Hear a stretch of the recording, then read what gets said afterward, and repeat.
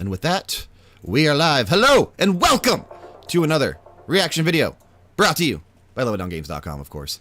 I'm Brian, and I'm joined, finally, someone else with the reaction videos with me. Kyle from the Media Files and the Love It Down Games podcast. What's going on, sir? Oh my gosh, it's good to be back, my man. Good to be back. You were with me. I'm getting up for a second. You were with me the last time that we did a BlizzCon reaction last year. Was I? Yeah, it was me and you. Okay. Yeah. I didn't even put my bandana on. I'm slacking, dude. I should probably do that. Made it just in time, though. Yep, because it's starting literally right now. Literally right now. That feeling of just knowing a game is right for you when you first lay eyes on it is such a great feeling. The thing that happens is you start to feel the excitement just build up. I'm thinking about it all the time, even in my sleep. Incluso a veces por una misma comunidad. Te llegas a enamorar bastantísimo. I play video games because I love stories. Experiencing worlds that you can't experience as yourself. I guess video games Still allow me to updated the be layout what I during can. this. It's Now that I can fiction, see it but better with the it's video not. on. Come home, log onto your PC, and disappear into a different world. I'm just ready to see the Burning Crusade Classic, Kyle. I want to see what it looks like. You know, I think that if it doesn't show up, the world will. Well, collectively explode. after the leaks yesterday, it has to, right? Of course. Like, if there's I will PR, tell you that all of my family it play has to be video here. games. Me and my brothers, we would share the computer 1 hour at a time. You know, I'm actually pretty excited to see enjoying playing video games with my dad. Diablo 2 Resurrected. I want to see Oh what my that god, looks I hope like. that shows up. I hope that's here. I'm sure that it will. If it's but not, I want to see what it I will looks be like. sorely disappointed. But yeah, I do hope it's here. Well, if the only thing they have to announce as a release is an expansion pack for a 17, 18-year-old game, might not be a great BlizzCon. That's true. That is true. Together. Every time I'm able to achieve something, Sure I'm able to make myself proud. Killing heroic Blackhand back in Warlords of Draenor was one of my favorite memories. I managed to find that one hidden pylon with my one Mutalisk. We beat hardcore Inferno Diablo. I was able to hit gold in competitive in Overwatch. I had someone say, oh, I can't lose to a girl. Just had a Lindsay sighting back So I there. was able to slay. Dude, this Media boss Files like cameos all over the place. holy I know. please, Look at that. freaking out and screaming the whole time. Adrenaline through my body was going crazy. Pela caminhada ter sido tão prazerosa e pela Don't get used to this background. We're going to be hopefully changing the setup here before too long, too. Of that room, or just like your setup? No, where my setup, where my computer is, hopefully moving this into a different room and Many years ago, I was doing a quest in Terra, making a more and a lovely little mage came a up more, with a hand. They helped me for the rest of the day. Studio feng setup? shui. We've been married Yeah. for over a decade. Those video games filled a void. They filled the friendships that I didn't have. There isn't a huge LGBTQIA+ community in my city. So when I was able to play a video game, I was able to start talking with people who didn't really care that I was a gay male. But video games were my escape. When I was a teenager, my dad was diagnosed with ALS, and I looked to video games as a way to escape from that sort of reality. Everything happens for a reason, and I'm just glad video games were there for me. I'll never stop playing video games. There's no way. I imagine myself one day being an 80-year-old grandpa What's going on, Sean? gamer. Good to see you, my man. Playing video games has shaped me. I don't think I would be Glad who you're here I am for this. today. my passion, my interest, my excitement, they belong. Video games opened for me the world, and because of that, I'm forever thankful. And I can't wait to see what the next generation holds. I also cannot wait to see what the next generation holds. Take us there, Blizzard.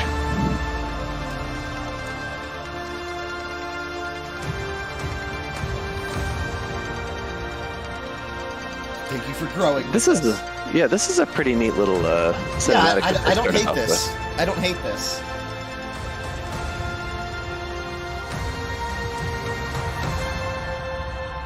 It's a good cinematic coming off like the year that we had last year, and for their 30th Definitely. anniversary, of course. Definitely. All right, Didn't here we realize go. it was their 30th, honestly. Here we go. Welcome to BlizzConline. God, it feels so different. A celebration of Sean, it's the power of the ponytail. Of Blizzard community. Jalen Brack, baby. 30 years of Blizzard games. 30 years is so many years. And last year, maybe That's felt true, like Jay. one of the longest of all. But We know. throughout the years of Blizzard Entertainment, from 1991 to today, many of us can associate certain games with milestones in our lives. Maybe you were a little kid the first time you played. He's still got the that Lost ponytail, Vikings. right? Better be there. Or I mean, you can tell his in hair's high pulled school, back, but when you first played Yeah, it the looks like it Diablo. is. Or maybe you met your partner while you were playing World of Warcraft. That's the awesome thing about video I know people who have done that. They give us experiences Me too. that are relevant to the times ex. in our lives and experiences Got 'em. that we carry forward with us. Games are here for us during good times, and they're here for us even when we feel alone, what's his or pin? maybe uncertain. What's that pin? Games are coming home. I can't tell. Familiar, Me too. comfortable, with a connection and a sense of belonging. Is it just the And while 30th many of us anniversary spent pin? It most might of be. I think it is. It is just the 30th in our anniversary pin. actual It's the real 3-0 life sideways. You're right. It says 3-0 with It's, the. it's just sideways, Yeah. sort of. More of a place Yeah. to get away. To be free I was hoping it from was like a outside tease for concerns, something we would see. even if just for a little while. Not everybody's Phil Spencer. So, this is pretty weird. Usually, when we start BlizzCon, the opening call is to my favorite Warcraft faction, the Alliance. Yeah! Or Sorry, I'll my help him favorite out. faction, the Horde. I get confused.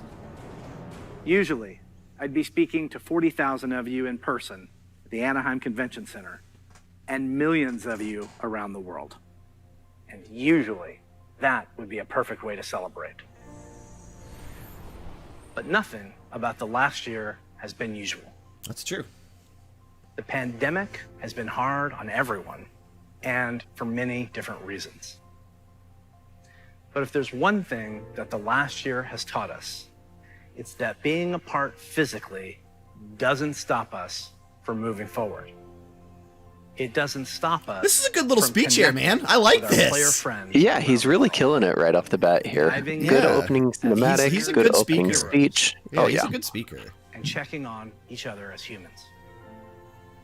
It doesn't stop us from sharing our latest epic gaming story or celebrating those of others. Games continue to unite us. Now, to be honest, I wasn't sure how well Blizzard could work from home. There are thousands of people, all needing to work together in creating our universes, games, and experiences. This is Never also has a it sweet felt more setup that they true put together for that this. It takes a Blizzard. I was just thinking that it actually looks a lot like the 2020, it became like the E3 summer game setup that Mhm. Jeff Keighley did. Isn't Jeff just Keighley was tied on to a last year. physical Yep. location. It's tied to I the wonder if people it's who the work same here. one. And I continue to It might so be the proud legit same studio. of each I mean, and it might be every the same studio. Thank They're in you, the same Blizzard. area. We create these games and pour all of our energy and heart into them. But it is you, the Blizzard community, that brings them to life. And that's why BlizzConline is a celebration of you, the guild leaders, healers, DPS, tanks, innkeepers, Zerg, Terran, Protoss, Blackwatch, Shimada, the heroes of These are some Sanctuary awesome cosplays. Yes, and they are. of the storm. These next few days are for you, our Blizzard community. For World of Warcraft, we'll be showing you what's next for both Shadowlands and Classic. I'm sure you're all Yes. burning in anticipation for There you that. go. Oh, jeez, Louise. Hearthstone Look at this guy. getting back to its Look at roots this guy. in a major way. We can't wait to show you how. We also have news for our Diablo community. Some of you were able to dip your toes into the depths of hell in the Diablo Immortal Technical Alpha. I really enjoyed seeing players embrace the multiplayer aspect of meeting in town. We can't wait for more of you to get your hands on it. So, only the I just beginning don't of the want to year, play games on my and already phone. there I want to is play it so on my much to look computer. forward to, even though we can't yet be I get together that. in person. I The do. Overwatch League. I'm still will gonna be download kicking it, though. things off in spring. I'm still and gonna we'll be play watching it. closely to see No matter if what, San I'm still Francisco gonna play Shock can continue You will their too. championship run. You may not. Oh, absolutely. You may not Absolutely. finish Warcraft it, but you'll esports play is it. back with the Arena World Championship and Mythic Dungeon International already in full swing in Shadowlands. StarCraft 2 and Warcraft 3 esports are going strong with our friends at the ESL Pro Tour. And qualifiers. There's the are bandana. already Now we can start. I'm working. Restart the stream. Start it over. 2021 Start it all over. BlizzCon is too early for me. I'm getting it all tangled up in my hair because I usually do it in front of my mirror. BlizzConline.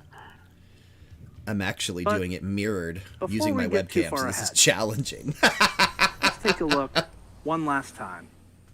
Twin times were a little simpler.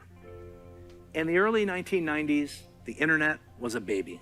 Are they going to show Diablo 2 CD Remastered sales first? had finally eclipsed cassette tapes. Cassette No. tape is a rectangle piece of plastic, and there's a tape inside, and music would get recorded on, and I doubt it. sometimes you needed a pencil to wind it and make it tight. I know, it Something's sounds crazy. happening. We were all playing video games on Super Nintendo, Sega Genesis, Lost Vikings DOS, Remastered? or Mac PCs. I was just Personally, thinking was that. a master, config sys, and auto exec bat. So many simple things in simple times. If only we could relive them. Dude, I think it is. Or it's something to that effect. Or is it everything? The stage is set. The green flag drops. This is their. What was Biker this, Mice from Ridge? Mars. It was Racer. Blizzard Arcade Collection, dude. Lost Vikings, Rock and Roll Racing, and Rock and Roll Blackthorn. Racing and Blackthorn. That is wow. sick.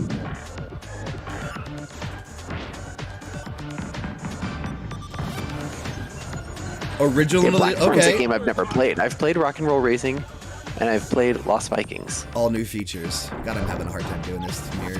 What a play! Save states, that's cool.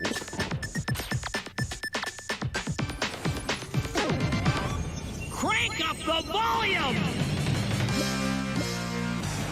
Unbelievable! This is so cool. This is actually really neat. This is tight, dude. 4-player split screen. I wonder if you can do it This is online. Yeah, I don't hate this at all. This is sick. This is a cool little way for them to like recapture some nostalgia. You know what I mean? Everybody else is doing it. PS4, Xbox One, Switch. That's a good Switch collection. The Blizzard Okay, now Arcade my hair is Collection, stuck in it. featuring This is the Lost embarrassing. Vikings, Rock and Roll Racing, and Blackthorn. These are ports of the games, just as you remember. Your hair is stuck in the bandana? It is. I tied my hair relive into the it. original Legit. experience. Oh, hell. All I told three you I was times, having a hard time with it and doing it 13 mirrored. different languages, with a couple of quality of life upgrades.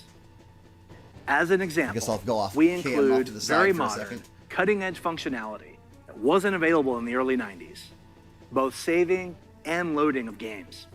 And for those of you who purchased any Blizzard Digital Anniversary Bundle via Battle.net, you'll automatically receive the Blizzard Arcade Collection on PC today. Whoa! Today! Now. Okay. Okay, Ready to hear that's about kind of some neat. Video games? Let's hear Yes, what's Jay. next for World of Warcraft. Okay, starting with some WoW. Here we go.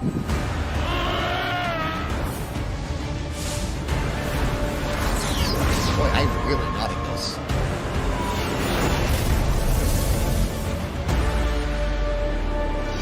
See, this is why you should just go the Sean route and get rid of it all. Just Hello, shave it all everyone. off. Thanks for joining us today. Become a No carpenter. matter where you are, World of Warcraft. Fix your shower. Whether you're exploring the Shadowlands, classic Azeroth, I just took it off or another because I don't part want of the it tied into Blizzard my hair. universe, I'm glad you could make it. Because we've got a lot of good stuff to show you. But first, let's start with some Covenant pride. Kyrian, take flight.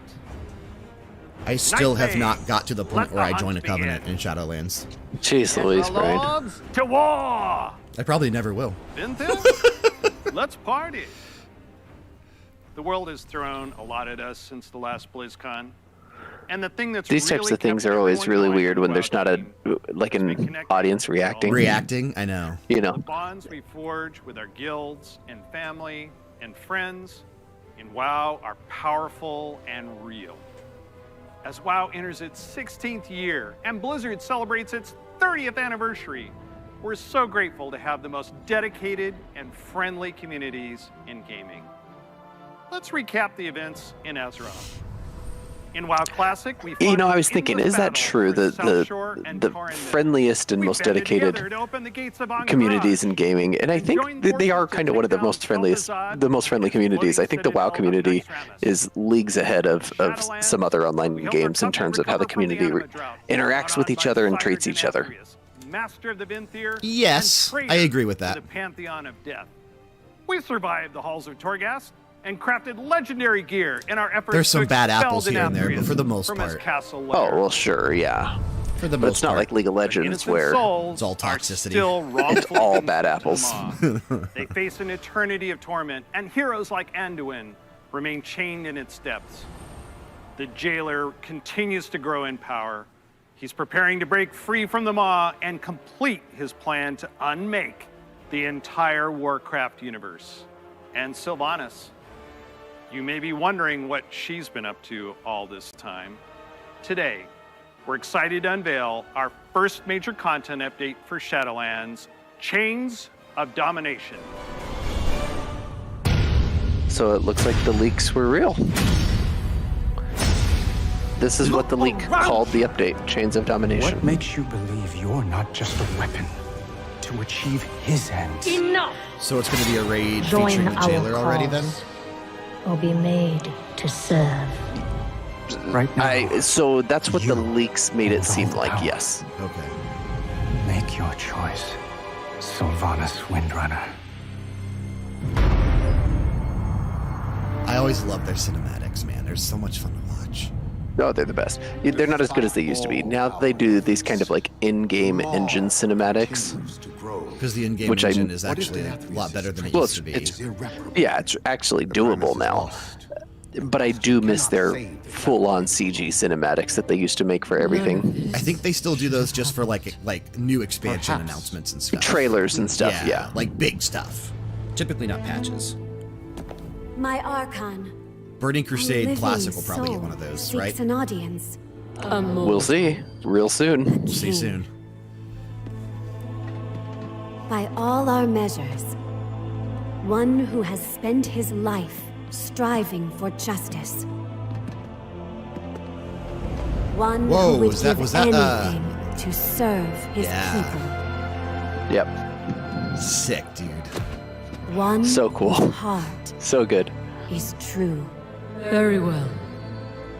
He may approach.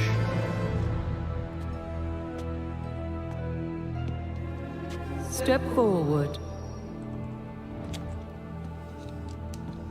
My Ascended have spoken of you. The king held captive in the Maw. That prison could not hold me forever. Why have you come to Bastion? You have a key that I need. You will release this soul from your grasp. No.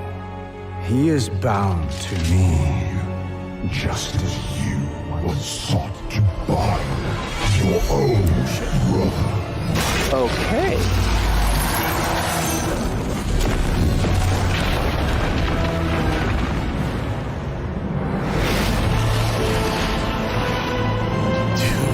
Guess who's back? Back again. Oh my god, that's so cool.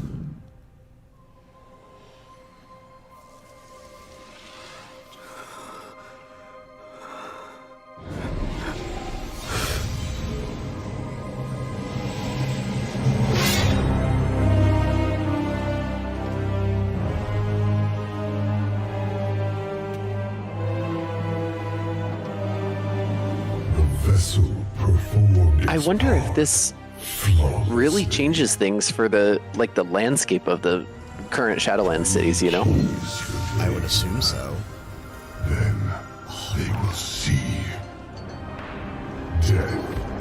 was never meant. Dude, the fucking imagery of the chains reaching. Oh my god, that looks cool. That looks really cool. Those are chains of domination, Brian. Those are the chains of domination. Sort of like the nation of domination. That's a Tuesday night at my house. Little media files recording, and then the chains of domination. And then the chains of domination. I know you It's probably easy. have a lot of questions about what you just saw and what it means for the next stage of your Shadowlands journey. Later today, my teammates Ian and Jeremy will be telling you more about Chains of Domination in our Shadowlands update. Please check out the World of Warcraft channel to find out more. I already have it pulled up. Next, Thank you, though. I'm excited to share our upcoming World of Warcraft charity pet program. We've heard a lot from our community about how much they love these pets and the opportunity They do to sell give well. to a good cause. And like Along they with make that, so this much money program from these things. even It's so better. cool. The reason During they've this continued to upcoming do it campaign, for, you'll be able to donate I mean, whatever amount you 10, wish 12 years to directly support our chosen is because it works. Once Absolutely. donations reach our goal, everyone playing World of Warcraft will get a pet for their collection as a thank you, whether you were able to contribute personally or not. And to make this That's a cool. fun challenge, if we reach a stretch goal, everyone gets a second pet too. And here they are.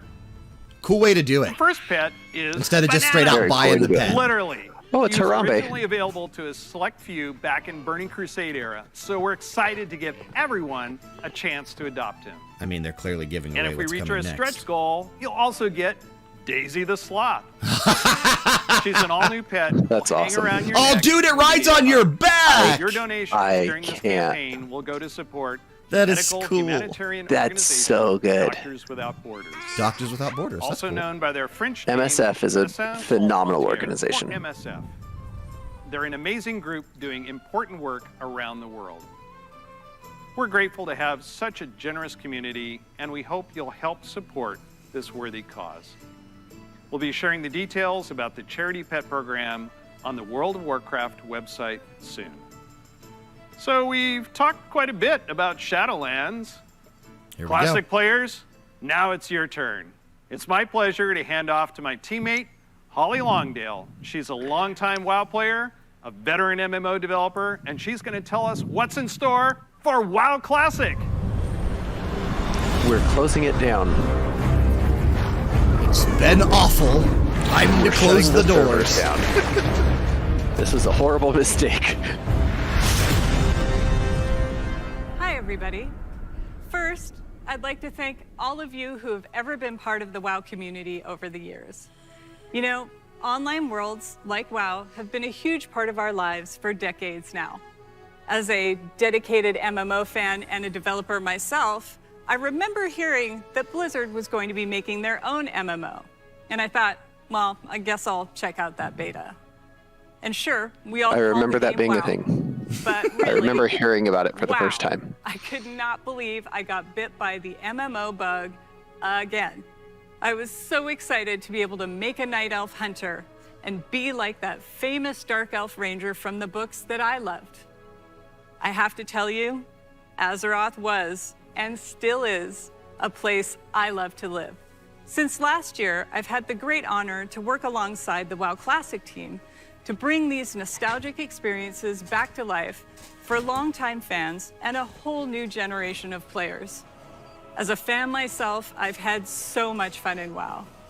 From the simple things like drive-by buffing or making friends on that long haul. Do you from plan on Teldrassil playing to Burning Ironforge, Crusade? all the way to the absolutely staggering. I don't see why like not. When I jumped blindly through the dark portal Well, I also and plan to was do a lot of running things that through I never do, Hellfire so. Peninsula, That's true. Here we are. and then saw the Fell Reaver, biggest roamer I had ever seen. That And was I a cool feeling, very though, first glad seeing the I Fell had Reaver Faye walking around Dunn in that Hellfire. Oh, That was yeah. sick. And that's just the thing about WoW. millions of level 60s like trying to log in and like, yeah. Dead. Keep us coming back time after time. With that said, I'm super go. excited to be able to share with you Let's see it. where our adventures are taking us next.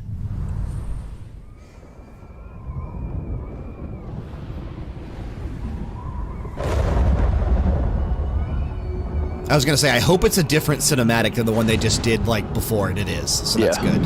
Like they just re-released the same cinematic from 2007. I saw a meme today that was into my realm. God, yes. It was the kid from The Simpsons, and everybody like saying like, "Say it, say the thing," and he goes, "You are not prepared," and they're all like, "Yeah." I'm excited to go back to Shattrath, man. Oh, I'm excited to spend some time in Shattrath. So exciting.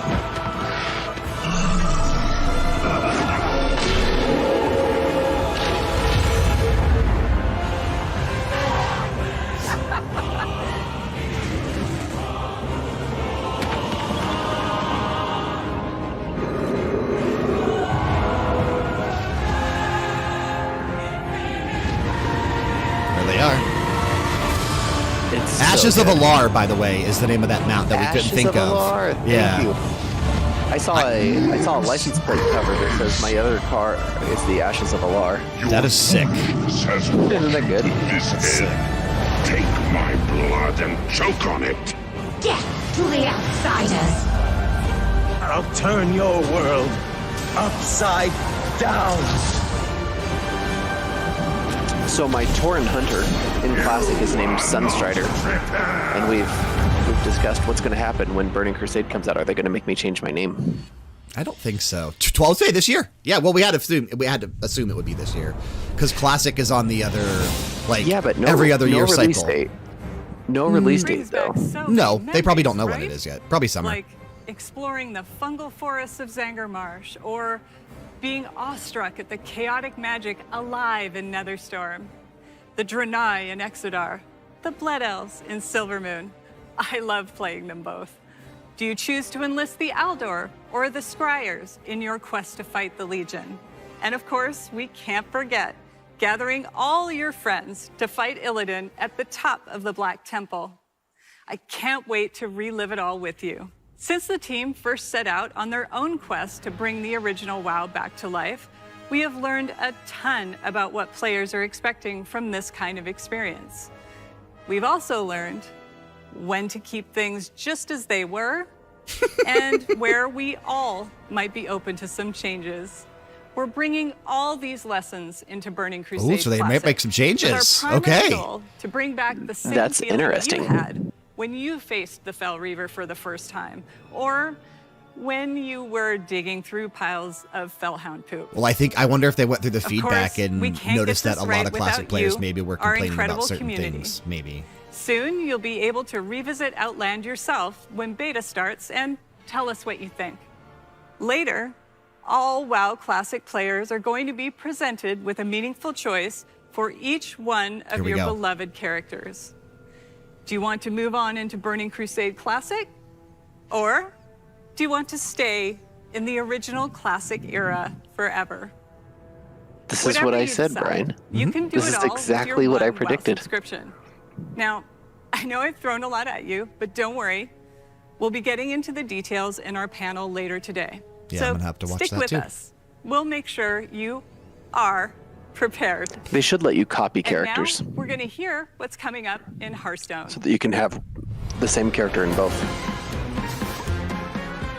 I think that has to be what's going to happen. I don't think so. I think it'll be you choose with each character whether to go into Burning Crusade or stay in Classic. So But if you for move them to Burning Burning Crusade, you would Crusade- have to start a new Truly character. excited to share with you everything that's coming to Hearthstone. No, you can move a character over to first, Burning Crusade, let's but take a you quick can't look take him back back to at Classic. the year. Sure, the but if you Phoenix. wanted to keep that character in Classic, We you added would our theoretically first need to new make a new class, character to go Correct. into the Burning Demon Crusade. Hunter, and Correct, moved into yeah. the ruthless Outlands.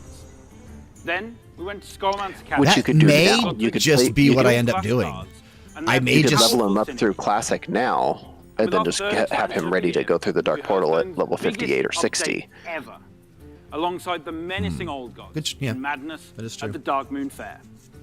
We launched a brand new game mode, Duels, that saw more than 10 million matches on its first day. We also introduced our long-awaited achievement system and made a significant overhaul to the rewards and progression within the game. Now, it's time to say farewell to the Year of the Phoenix and see what's in store for Hearthstone this year. Welcome to the year of the Griffin. Over the last couple of years, we've made big changes to Hearthstone. Are you playing Hearthstone at all or no? We want to keep delivering. I have not played it for many years. It became very difficult to level up at a certain point and get new cards without spending money. First up, we'll begin with the standard format. I couldn't keep going at that point.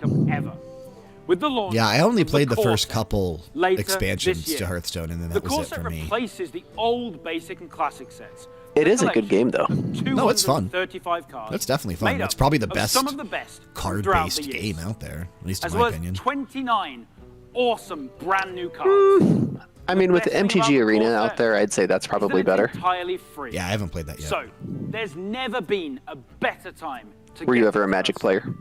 Here are not three really. of Hearthstone's legendary dragons. I've played it before, but I've more just like watched friends play. I had a couple friends that were super into it. Ysera Myself. the Dreamer. You'll finally receive her I know you full were too, arsenal of or dream still cards are technically. right away. I don't play it too much anymore, but I mean, I still enjoy it a lot. Yeah. Malygos the Spellweaver. He'll fill your hand with spells and is a powerful late game play, worthy of the aspect of Magic. And finally, everyone's favorite Black Dragon. So is it a aspect expansion that's coming? He's still as destructive as ever. I don't know. Correctly, he won't because these are all aspect dragons. Yeah, we'll so maybe. We'll also be launching a brand new format, Classic, where you can play Hearthstone as it was when it first That's what you were launched. talking about, right? The Classic format we fully supported, complete with ranks only going to be and rewards the using first, Hearthstone's 1 or original 2 set of packs. cards. So, if you want to relive the old school experience, then Classic is the place for you. With Classic revisiting the past, now let's take a look to the future and explore the first expansion of the year of the Griffin. For a hero of the Horde, all roads lead to the crossroads. The Barons. That's so funny. Are they going to do a Barons expansion? Dude, Barons is my favorite zone. We know this. I know. Your axe must be sharp. Your wits must be keen. And your heart must be mighty.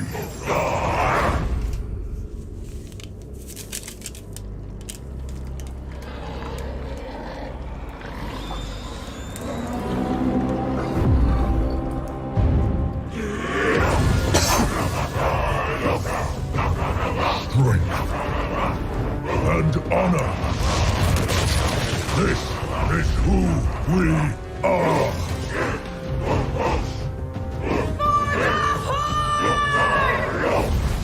Forged in the Barons. That's really cool. I mean, that actually kind of makes me want to play it. Want to check it out? Warcraft's most iconic locales, the Barons, and we'll come face to face with the heroes that inhabit it. Man, Crick's Starting wife, dude. With one of the Horde's most iconic and well-known characters, a fierce loyalist, one-time war chief that embodies the honor, loyalty, and spirituality of the Horde. Shadowhunter Vol'jin. Shadowhunter Vol'jin is a neutral legendary that allows you. This kind of makes me want to play. Or we Just because it's all centered around the Barons. Just because it's Barons. To celebrate the announcement of Forged in the Barons, this card is available for free for everyone later today. So log into Hearthstone and claim your free copy of Shadowhunter Vol'jin. And as a bonus, we're also giving away cool the card brand back. new 30 years of Blizzard card back. That is really neat looking. Next, we have another hero of the Horde. What's going on, making Robster? his first appearance Good to in see you. Hearthstone. Where is she? Is she on The Twitch? legendary She's on Blade Twitch. Master, Oh, I have the featuring YouTube the open. new keyword, Frenzy. Hello. Frenzy activates the first time a minion takes damage and survives. In Samuro's case, this can be used to clear your opponent's board. Heroes of the Horde, like Samuro, are famous for their combat prowess. But others, like Thrall, I tried setting up a for their chat box powerful to pull elemental like magic. both YouTube and Twitch comments into the same one, Take a and look it seems at like this new Streamlabs shaman spell, OBS Chain is Lightning. like set up to do Chain that, Lightning but it is doesn't a pull spell from in YouTube a for some new reason. cycle of cards. So I gotta that try to figure rank out up why. and become more powerful when you have 5 and 10 mana, ensuring that they're always useful at every stage in the game. You'll also notice that they're categorized as nature spells. With Forged in the Barrens, we'll be permanently introducing spell schools across the entire game, which enables a whole host of exciting new strategies. And don't worry, members of the Alliance will be featuring some of your most beloved heroes and locales later this year. So this is literally what just I love Horde most about the only for the most part. is its amazing I guess so. And they're gonna have Our an Alliance final only one announcement later. is our most ambitious addition to Hearthstone yet. Man, It Crick's introduces life. a brand new way to play with your favorite heroes. Hearthstone Mercenaries. Mercenaries features strategic RPG gameplay, where you build teams consisting of some of the most iconic heroes and villains from the Warcraft universe, including This kind of has me interested timeless too. characters like the infamous Sylvanas Windrunner and Ragnaros, the elemental lord But of what do you fire. do? You can also expect to see some of Hearthstone's fan favorites, like the unstoppable Devilsaur, King Crush, and the ever-growing Gruul the Dragon Slayer. You'll lead them in battle That's through kinda highly cool. replayable roguelike missions, where the map is randomly Okay. generated every time you play, and each node represents a unique challenge for your team to take on. Your heroes gain levels, new abilities. Dude, that's way cooler and than the even actual evolve Hearthstone into formula. More powerful versions of themselves. But I think it's still going to play thrilled to exactly finally like show Hearthstone. It will, but it's set up It is differently. scheduled to launch later I this think year, that's cooler. and we'll have more to That share actually with has you me down the potentially road. intrigued to check it out. Everything you've seen today is just a taste of what's coming in the Year of the Griffin. So don't forget to tune in to our deep dive panel. So after the opening kind of ceremony. play It's like like a Slay the We'll share Spire? more Sort details of. on It's the like a core single player set, mode, the right? new Like, classic format, I mean, I get Forged that in they the have a Barrens, single player mode, and our but plans for Battlegrounds and but it's Duels, more like building a as well as team our and going upcoming through these single-player trials or I want to thank the towers. team for their amazing I work. guess. I think that's gonna. And on behalf of I think it's all gonna. of us If it at plays like Hearthstone, Slay the Spire, want that's to a thank the really many good idea. millions of you Could be who cool. play our game. Your dedication and support is what drives us to make awesome updates. Well, we've got only pursue 20 minutes left, and they've got fun 3 ideas. franchises to We get can't through. wait to kick off the year. of Yeah, the I think Griffin StarCraft with isn't all going to of get you. touched, dude. And we hope to see you in the game That soon. makes me sad, but I think you're right. Next up, you get an update on all things Diablo. I don't even know that Overwatch is getting touched. This might just end with Diablo. That makes me really sad too. And I like Diablo. Because we got to get through Diablo Immortals, Diablo potentially 2 remastered, Thank you very much for joining. and maybe a tease of I 4, am right? So Who knows? excited to I kick off doubt the Diablo anything for segment 4. of our show, and I am honored to be here on behalf of all of our Diablo teams to share the news and updates we have in store for you today. I just want confirmation We've that got Vicarious a lot Visions are of making Diablo to Diablo 2 cover, remastered. and I hope you'll agree with me that it's a great time to be a member of this community. All right, let's kick things off with Diablo 4. There you go. We first shared our Okay. game with you during We're not gonna see BlizzCon much, of that's why. 2019. Yeah. We've been truly humbled by your response. We've kept in touch through quarterly updates and sincerely appreciate the thoughts and valuable feedback you've provided. The as open we world of unveil Diablo more 4, and more though, of the game like, and share it's going in to its feel like World of development. Warcraft to an extent. After And I all, think that Which me, is- Diablo you belongs and to Sean you and Frank as are going much to as like it get belongs lost in to that us. world, dude. It's going to be incredible. Most Just recently, incredible. Because you know Frank's released going to an pick it up, too. update to our campfire screen. Oh, of course, yeah. And savvy fans, of course, understood that we meant more than just the character lighting and fire visual effects. That's right. Today, we're happy to announce a brave new soul joining the barbarian, the sorcerer, and the druid on this dangerous Oh, new journey class back announcement. to Sanctuary. A class is one of the most exciting things you can announce in a Diablo game. This one is especially exciting to me. I wasn't as it's a expecting this. re-envisioning of one of the first classes to ever appear in the series. Let's have a look. Oh, and we get a trailer. Hell yeah. New trailer, baby. Your prayers do not fall on deaf ears. Just know they are being There is justice within the light. But you have to be patient.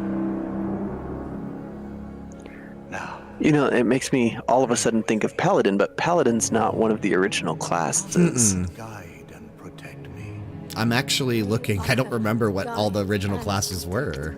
The 3 classes were Thief, Warrior, Rogue, and Sorcerer. Rogue. Yeah, Warrior, Rogue, Sorcerer. I couldn't remember if it was Rogue or Thief, but... And then in Diablo Hellfire, the Monk was added. What are you doing? Barbarian. That must be what this is. Bard. Is not the time. This has got to be Monk, right? But this is confession. Well, there wasn't a monk in Diablo 3. There was a monk. It was a monk, yeah. Is this going to be a cleric? But they said it was a new spin on it, so I think it's going to be potentially new, but based off of something. That's what I mean. I think making a cleric rather than a monk. I strayed. Oh no, this is going to be. And found my trade in the shadows. This is going to be a thief. They call it. I think it is a thief. I say. Or an assassin. Well done.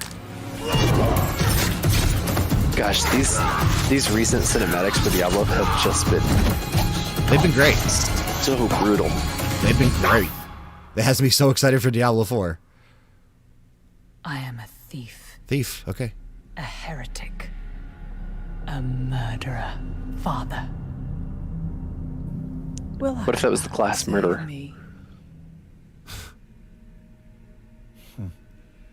You mock our light. But those monsters were a scourge upon my flock. And you were the answer to their prayers. Then we are settled. And you owe me. The name you seek is... Of course they're not going to say it. Thank the heavens for you. Heavens. Son of a gun. I assure you, Father. What a cool looking character, dude!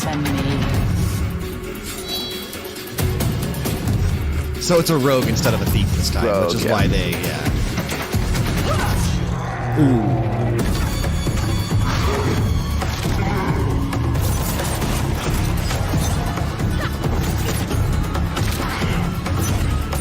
Gosh, that looks so cool. It looks really fun. Look at this world, dude. I'm just so excited to explore it.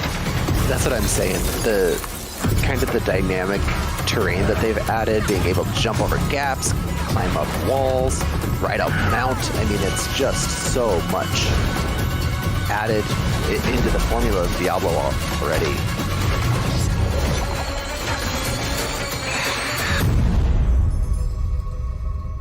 Cool deal. I wasn't expecting to see that much on Diablo 4.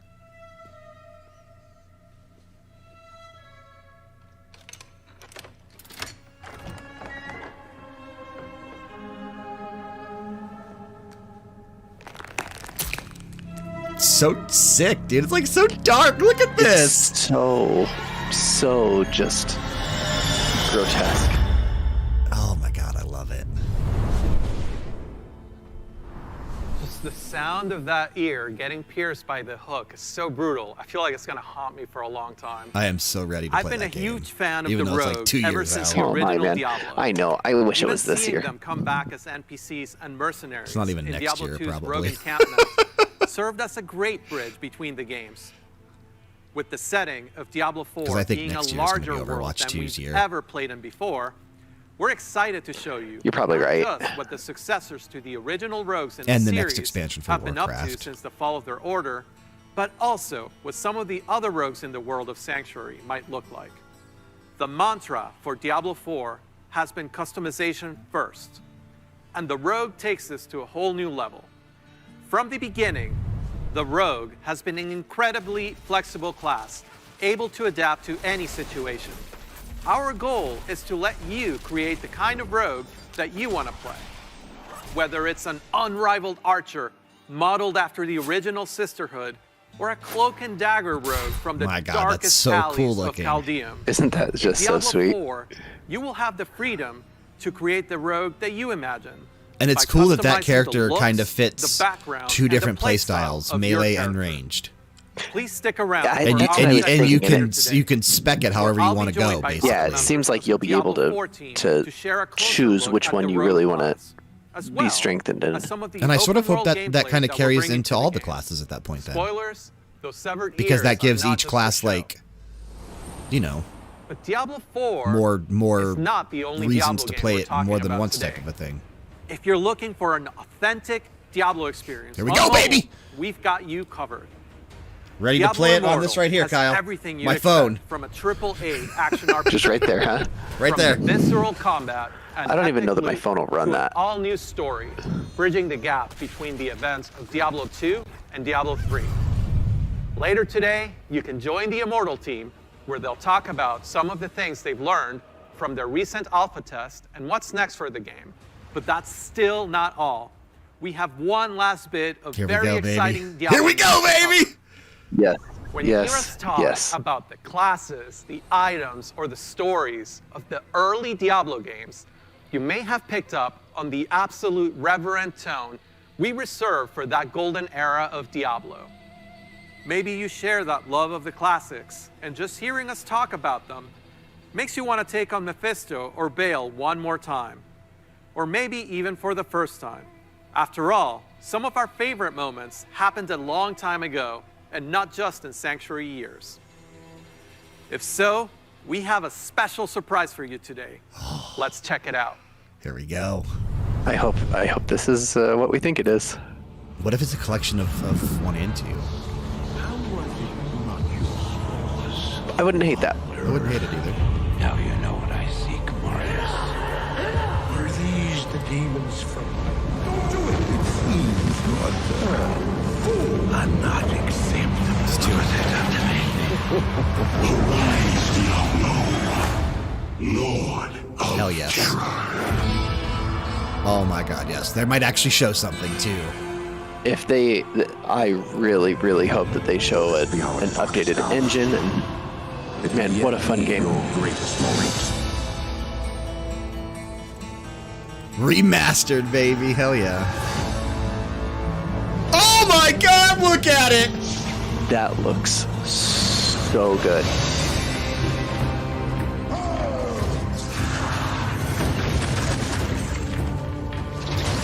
Wow, dude. I'm so excited. I hope this is this year. I think this might... This might be next year. This looks fantastic. This might be next year.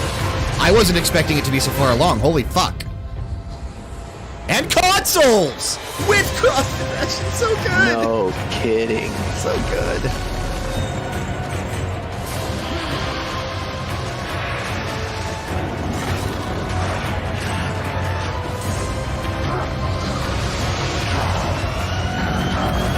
Oh, the effects look incredible. Not even death can save you from... Diablo 2 Resurrected. I like it. 2021, it is this year! Wow! That's amazing. That's on the Switch, PS5, PS4, Series X and S. It didn't say Xbox One. The Dark One. It did not say Xbox One. Interesting. And once again, he travels east. Always east.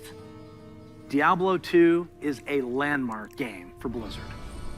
Diablo 2 Resurrected is a full HD remaster of both the original game and the expansion, Lord of Destruction. There you go, and the expansion. You have to have Lord of Destruction in there. I mean, that we love, and brings just it into the present revolutionized the game. 3D, utilizing up-to-date graphical rendering and lighting technologies.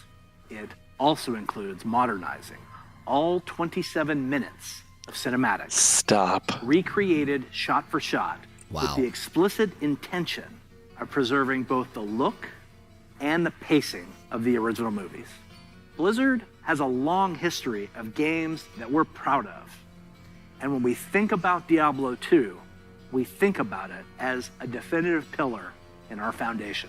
You know, eventually, now you're going to run out of games to remaster. Some of you weren't even And you're going to born have to put out some new content, Blizzard. Which makes it all the more important that we deliver Diablo 2 Resurrected Remastered, Kyle! wherever you play. In 10 We more want years, everyone it'll be the remastered to version of the relive their remastered version of Diablo or 2. experience the game for the very first time on their platform of choice. And so we're excited to bring That they're bringing it to Diablo 2 consoles is Resurrected really, really PC fantastic. and console. It is. Along with cross progression. And for those of you who are in love with the original and you just wish it worked more seamlessly on modern computers, you can bring back all of that nostalgia exactly as you remember and enjoy the game in its original 2D form, much like we did with StarCraft Remastered. Obviously, there's That's a lot to talk another just Later great, today, fantastic Diablo 3 addition. Mr. Llama will host a roundtable with members of the development team on the dedicated Oh, Mr. Llama's Diablo great, channel. man. Mr. Llama If you is are a such an Diablo 2 entertaining fan, speedrunner to Yeah, watch. he's a fun guy to encourage you watch. take a look. So, from Diablo 2 Resurrected to Burning Crusade Classic to the Blizzard Arcade Collection, it's a whole lot of looking back. And while we have teams dedicated to bringing these timeless experiences into your hands, it's actually a very small percentage of our developers working on these projects. Far more people are working on the future of Blizzard.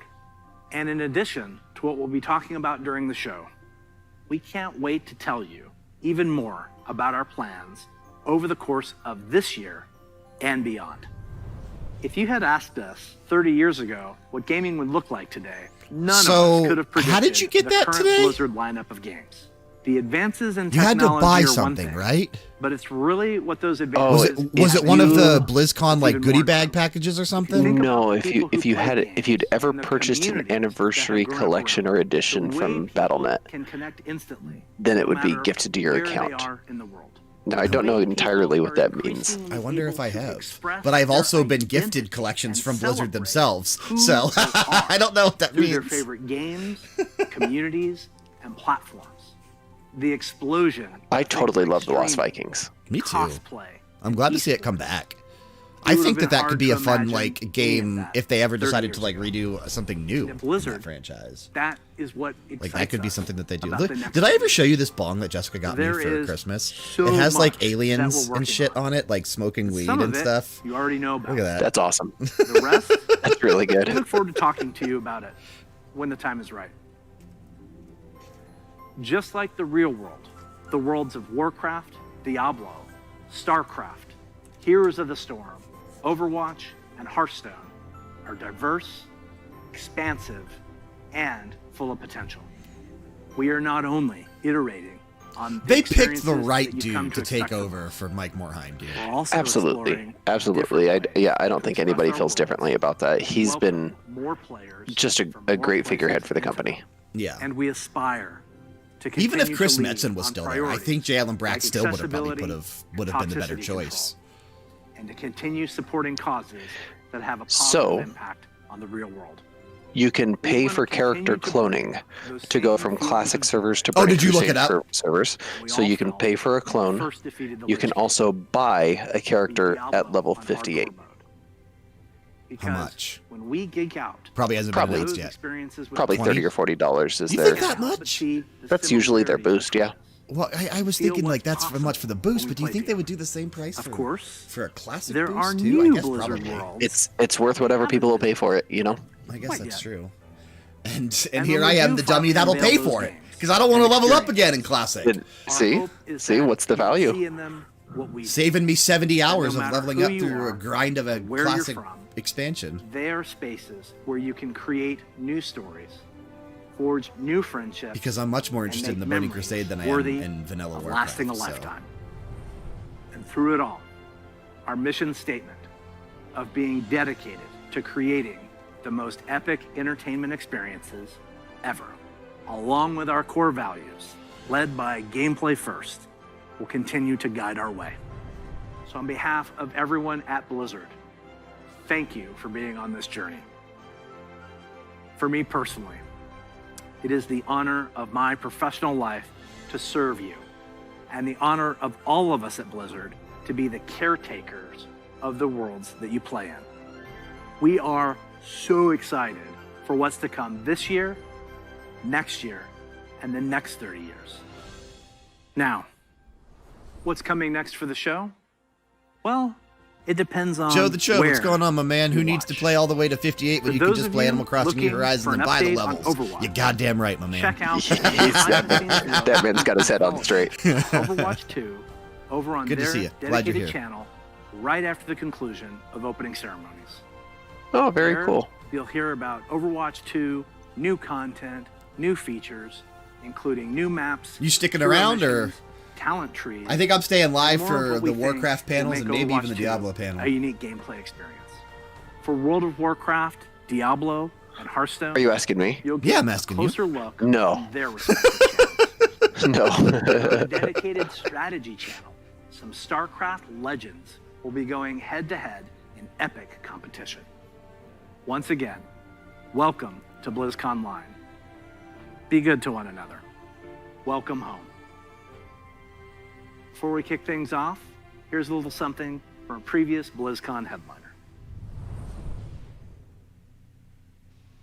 Hey, thanks for having us. We're Metallica. Thanks for having us at BlizzCon 2014. That's pretty cool, dude. Look at this. We would love to be there this year, but obviously can't be. So here we are, and this is for you. Jimmy looks good, my friend. He doesn't look bad for his age, does he? He looks better than I've seen him recently.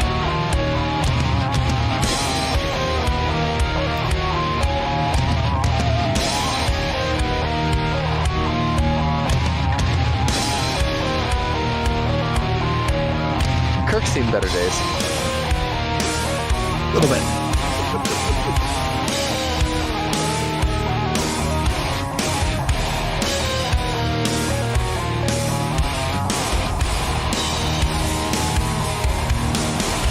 I hope they play on the wall.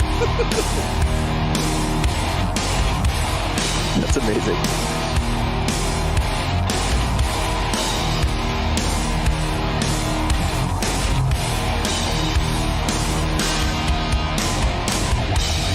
But you're more than welcome to stick around as long as you want. This goes till like 10 o'clock my time or something like that.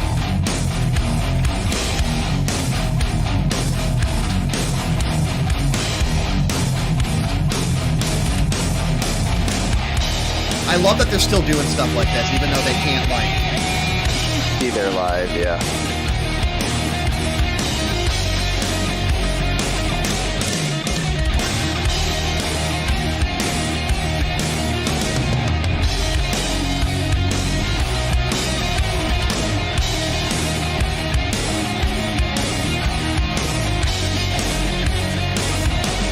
Yeah, James looks the best out of all four of those dudes still. Doesn't he? Yeah, I mean, he doesn't look bad at all for his age. Nope. It's, you know, probably the amount of drugs that he's done in his life. Drugs and alcohol, yeah, absolutely. Yeah. He looks pretty clean. Trujillo still looks like he's on some drugs. That's okay. Nothing wrong with that. Nothing wrong with that. As I sit here with a bong filled with weed in my hand.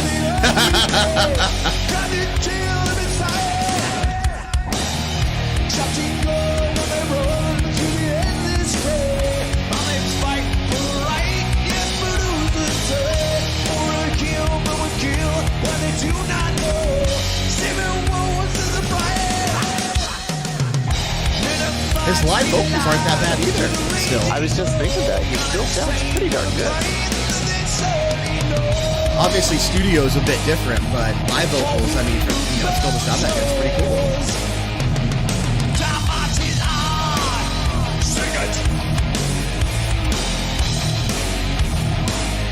Yes, sir.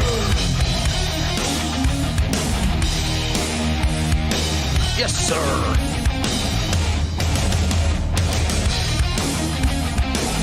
I'll never get tired of Metallica. Nope, I listen to Metallica all the time still. Yeah, I don't think that there will ever be an age where I say, oh, I don't like listening to Metallica anymore. This makes me miss the Wild Band Elite Tour too. Yeah, dude. ETC. I saw them live at in the 2011 BlizzCon. I'm sure they were there when you were there, Kyle. ETC. Were they a thing in 2007 or 2008 when you were there? Yeah, it was level 60 Elite Tour 2 at that point. Yeah, that's what I thought.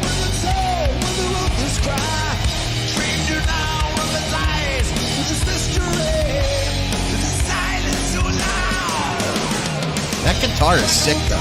I love that guitar. Which one, Kirk's? Yeah, Kirk's. Yeah.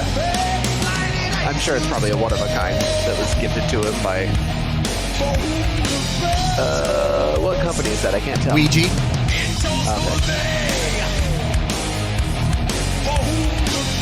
Magnetic last week. Typically when I put on Metallica, I usually gravitate toward the older albums, but I don't hate the newer stuff. Yeah, I don't hate the newer stuff either. And a lot of people don't like it, and I don't think it's bad at all.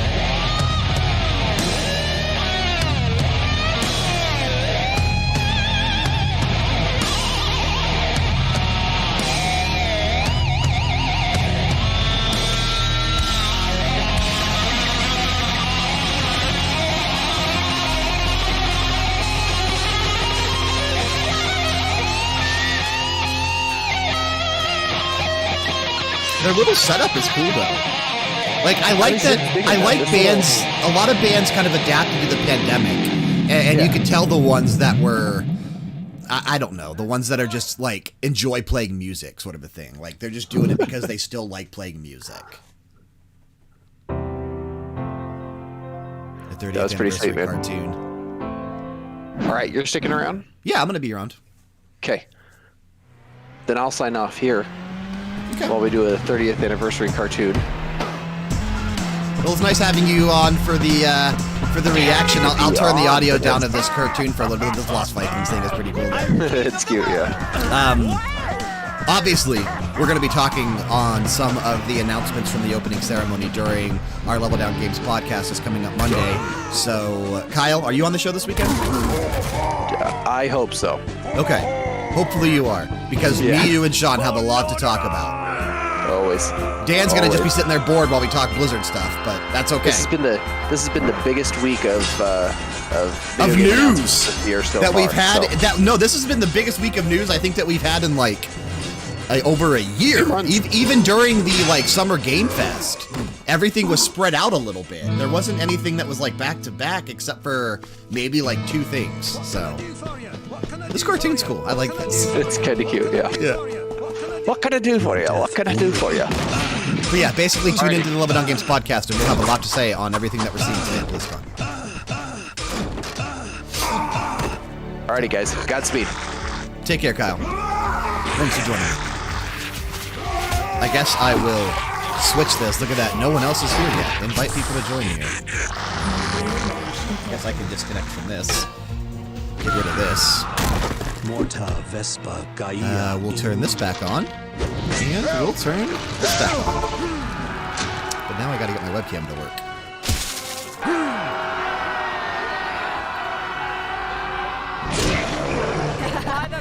I'll fix this. If anything, I'll just turn Discord back on, I guess.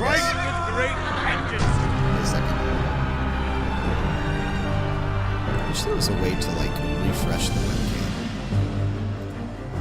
Let's do this.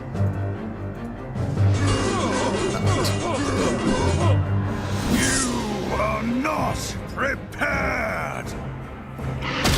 Frostmourn hungers for your soul. Turn that chat box back on, too. At least it shows up for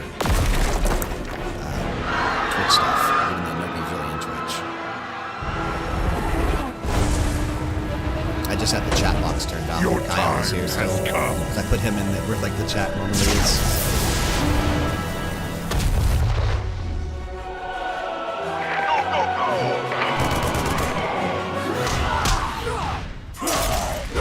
Diablo 2 Resurrected is $39.99. Okay, that's not a bad price, dude. That's not a bad price.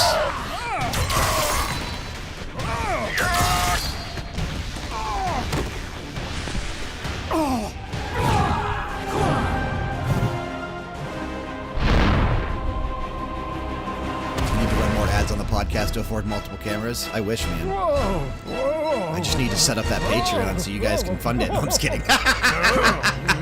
I'm just totally kidding. That's why I haven't set it up yet, because I don't feel right. Like, I still feel weird setting up a Patreon.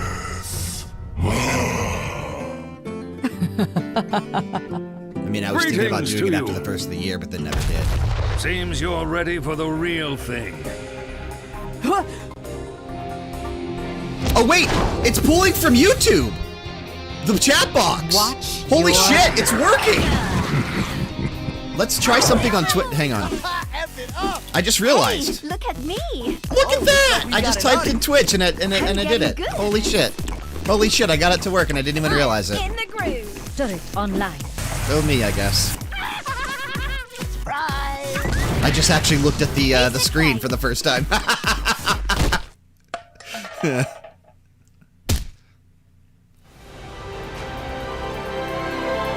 Just do it the old-fashioned way, sell us merch. Buy some of that Crazed 11 merch. Sean, did you watch the rest of the opening ceremony, Sean? Like, did you stick around to watch it? Because if not, you need to go back and check out the Burning Crusades trailer. You need to check out the Chains of Domination from Shadowlands. Blizzard announced also, what did they do? Diablo 2 Resurrected. Man, I hope you caught all that. What's next on the schedule? Next on the schedule, I have to minimize the video, so that might fuck up the layout for a second. It did. Let's see here. What's next on the schedule?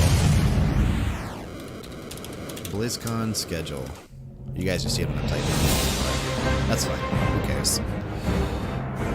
Schedule. So we're gonna watch this Burning Crusade panel now.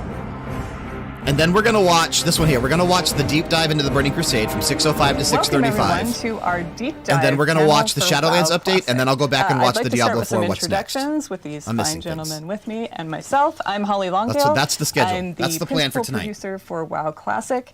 A little bit about my background. I spent 13 years working on EverQuest. I started as a game designer and eventually became the head of the studio for the EverQuest franchise. That said, I've always been a WoW player since beta, so this is obviously a dream come true for me, and I'm thrilled to be here with you. I'm Patrick Dawson. I'm the production director for World of Warcraft. I've been at Blizzard for 15 years now. All right, man. Good luck. And have been on WoW for most of that time. Avid WoW player myself, and really excited to open up that dark portal again as we all step through it. And my name's Brian Birmingham, and I'm the lead software engineer on WoW Classic. I've also been at Blizzard for 15 years. I started on World of Warcraft. I spent about 3 years on Hearthstone as well, and then came back to the World of Warcraft team to work on WoW Classic. And it has been a great joy to me to work on this team. There's a lot to talk about today. Yeah. So earlier we announced, yay, Burning Crusade Classic is coming. But there's a lot more to it. Let's take a look at the features, because wow. I mean, wow, right? I'm curious if we're going to talk about some of the things that they said. I was so excited because she talked about maybe updating Draenei some things, and right? Blood Elves. I played both, and I will say my heart's with Alliance. And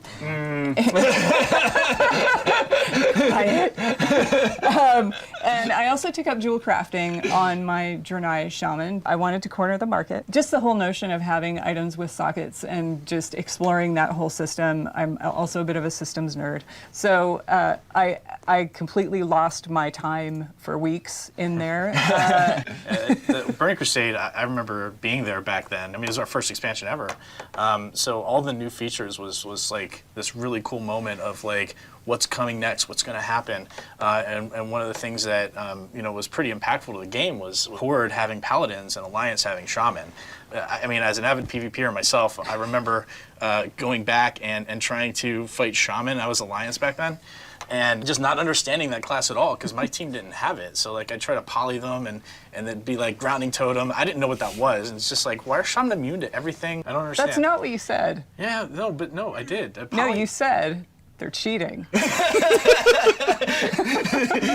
I understood druids, but Shaman, why? Like now I started to understand Shaman a little bit better. We got some of their benefits. I actually got to see totems being placed down on my side for once, and got to see the frustration of dealing with Bubble Hearth on the other.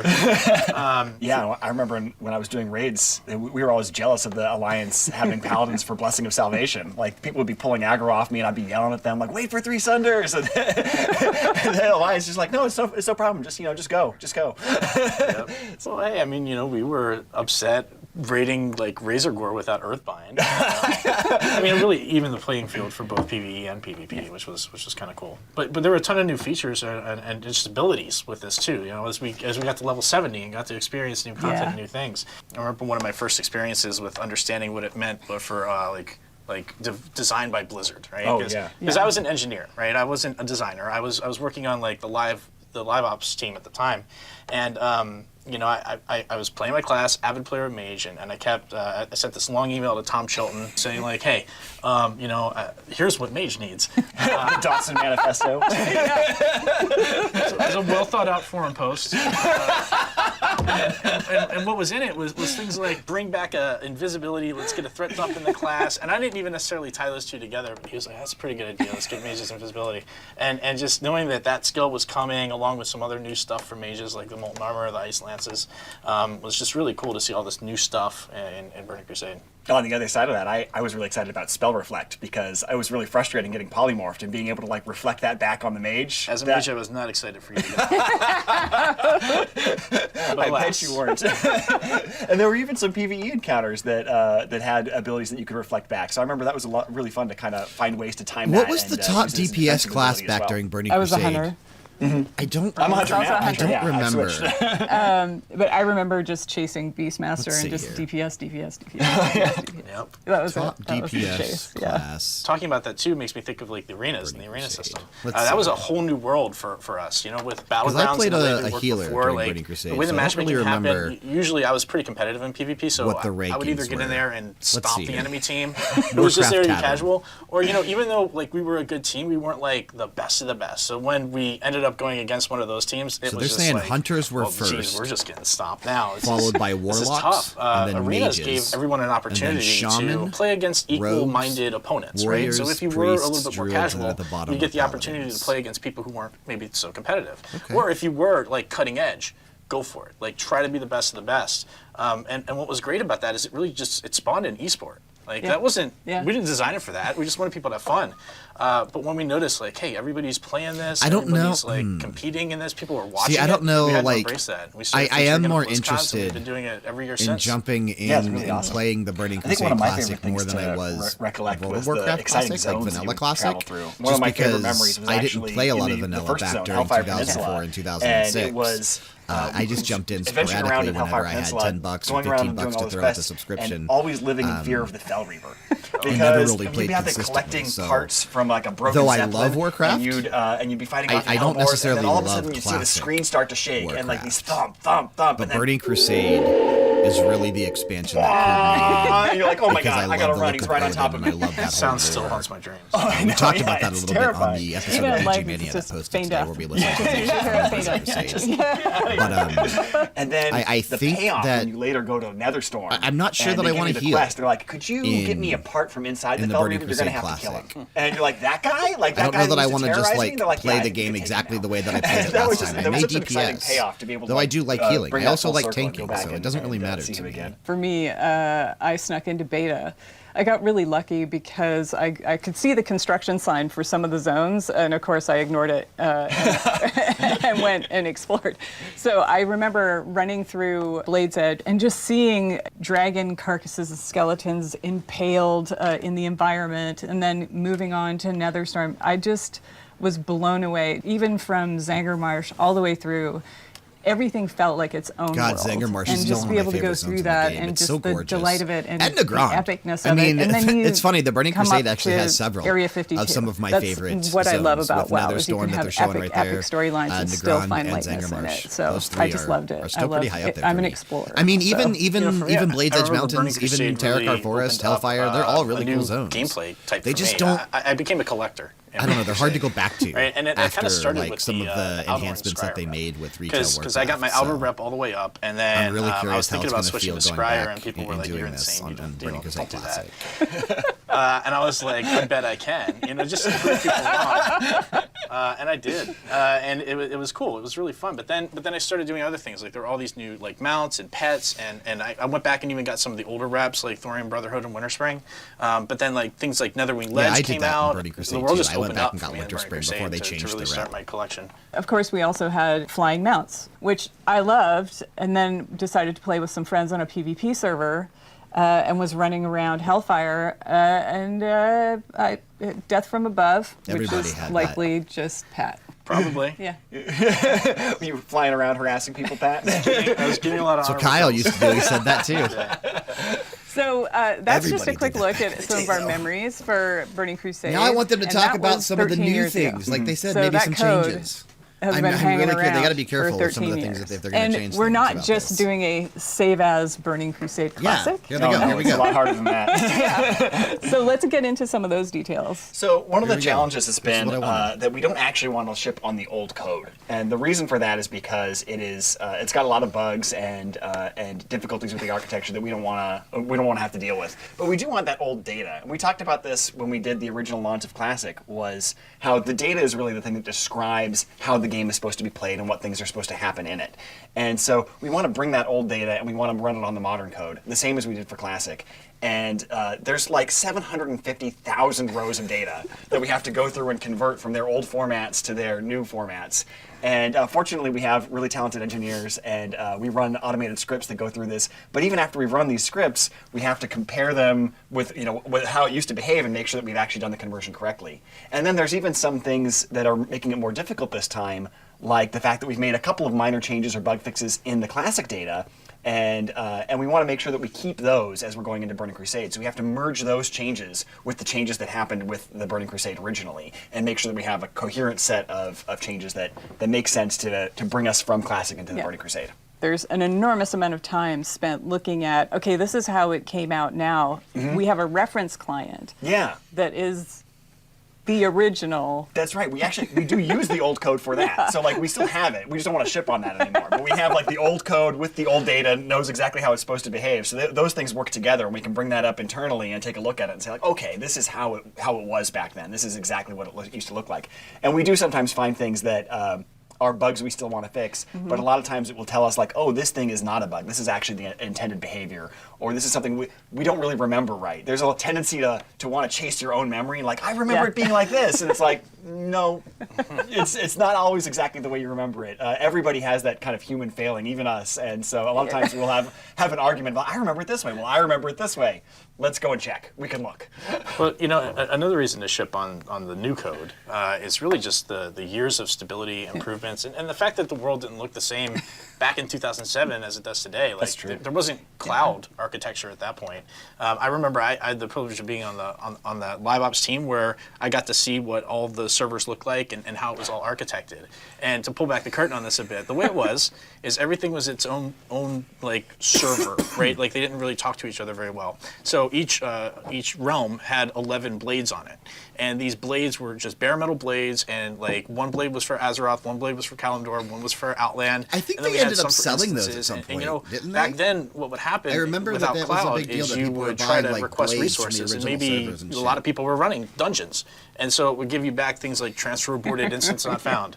Oh boy, like we don't want to go back to those days. So now we can take advantage of things like that the shit cloud was and not have those annoying. resource issues. So shipping on this new code is a big improvement in stability. Yeah, and so we're weaving all these threads together.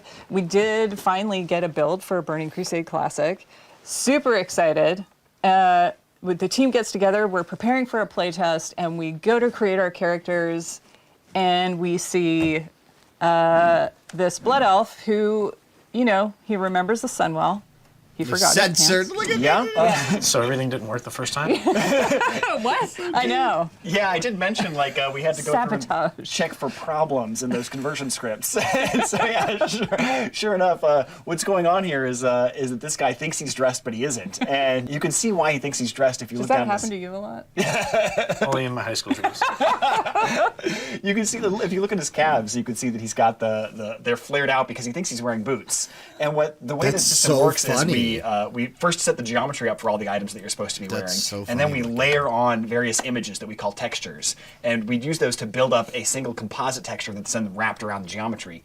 But of course, in this case, when we were layering them on, none of the textures were assigned. So it just started with his seems like a really nice guy. naked body, and then was going to go layer on textures and didn't find any. So it thinks he's dressed, and so it's removed the underwear because it thinks it's put clothes on top. But there aren't anything there. They're all just completely transparent. So it's almost like the Emperor's new clothes. He's wearing invisible clothes, only in this case, that's really what's happening. It's crazy. And then, of course, I wanted to try Draenei because that's where my heart lies. I'm an Alliance girl. And this Draenei looks to be heads above the rest. That's not the Exodus. Damn. Yeah. No, definitely not. It's done Morrow, right? It is, and that's exactly the problem. It looks like the Draenei is too tall, but the real problem is that we're in the wrong place. And so, yeah, when you go to the Dunmorrow character select screen, of course, the camera is positioned for much shorter races like gnomes and dwarves, and so it's about knee high on a Draenei. And then water. Really, Brian? We have water in Hellfire? Yeah, so Go for a swim. it turns out that Outland has a funny, unique feature that it doesn't have any oceans because the water just all falls off the edges and goes out into space or something like that. I'm not sure how that works in the game universe. Magic. But yeah, there's no ocean there. But we had accidentally flagged it to generate ocean, so we ended up flooding the entire world with an ocean until we found that and turned it back off. So through all I like of these that the processes, character's yes, we're name is obviously bugged. That's funny. we're fixing what is broken, but also we thought it was a good time to start enacting what we call #some changes.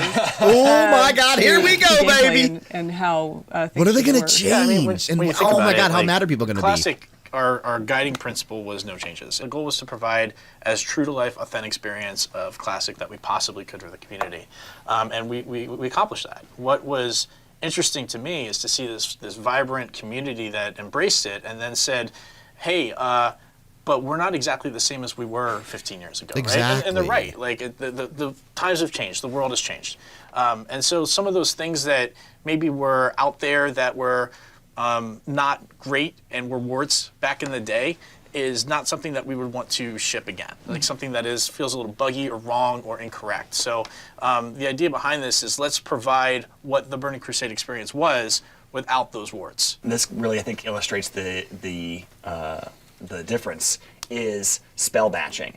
We actually had a lot of requests originally for spell batching in that kind of no changes charge, where they said, hey, I remember when I used to be able to have two mages polymorph one another, and they would both end up polymorphed. And that's cute and fun, and I kind of like that. And so we said, okay, well, we can put that back in.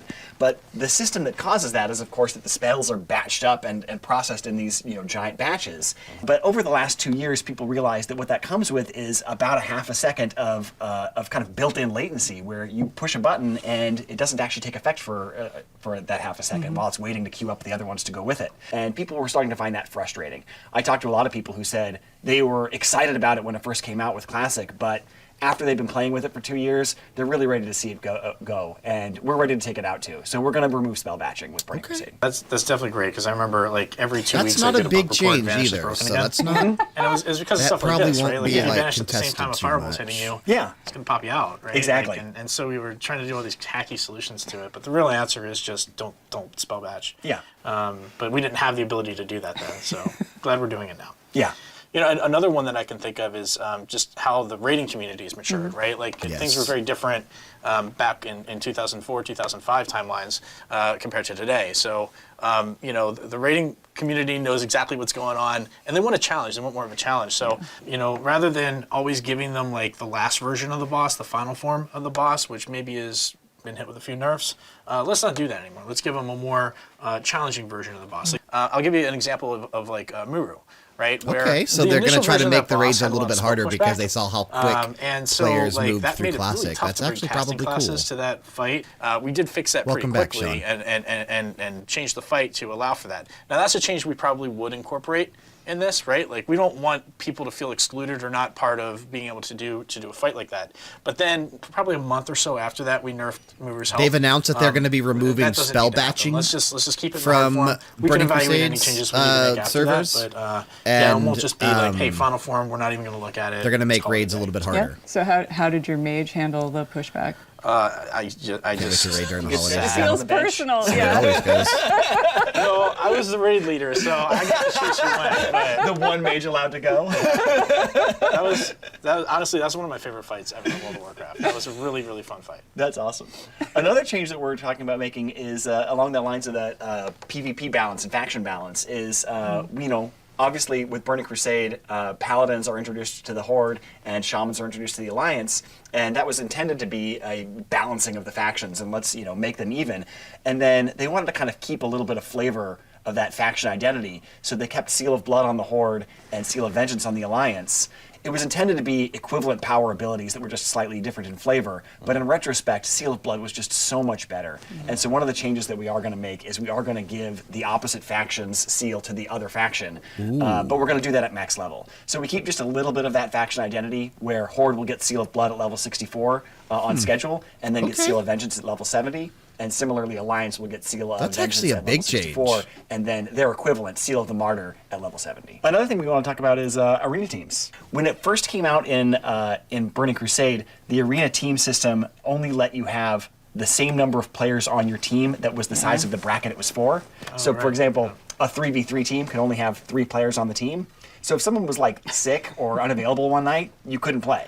And that felt really frustrating. So we're definitely going to go with like the last version of that, where you could have twice the size of the bracket on your team roster. Yeah, none of so these, besides, giving and then that way, to the as other long as anybody had class, participated in, I think, 30% of the matches, nothing's then been they got the that full credit for significant of a change. Is that what we did, personal ratings versus team ratings? I think that came later, and we're also considering whether or not we want to do something with that as well. Because another thing that was problematic about arenas was the way that the ELO system was so inflationary. And so we're talking about whether or not we want to move forward with converting that to something more like the modern MMR system, so that it isn't as punishing to people in terms of like waiting hours for a match at the highest levels and things like that.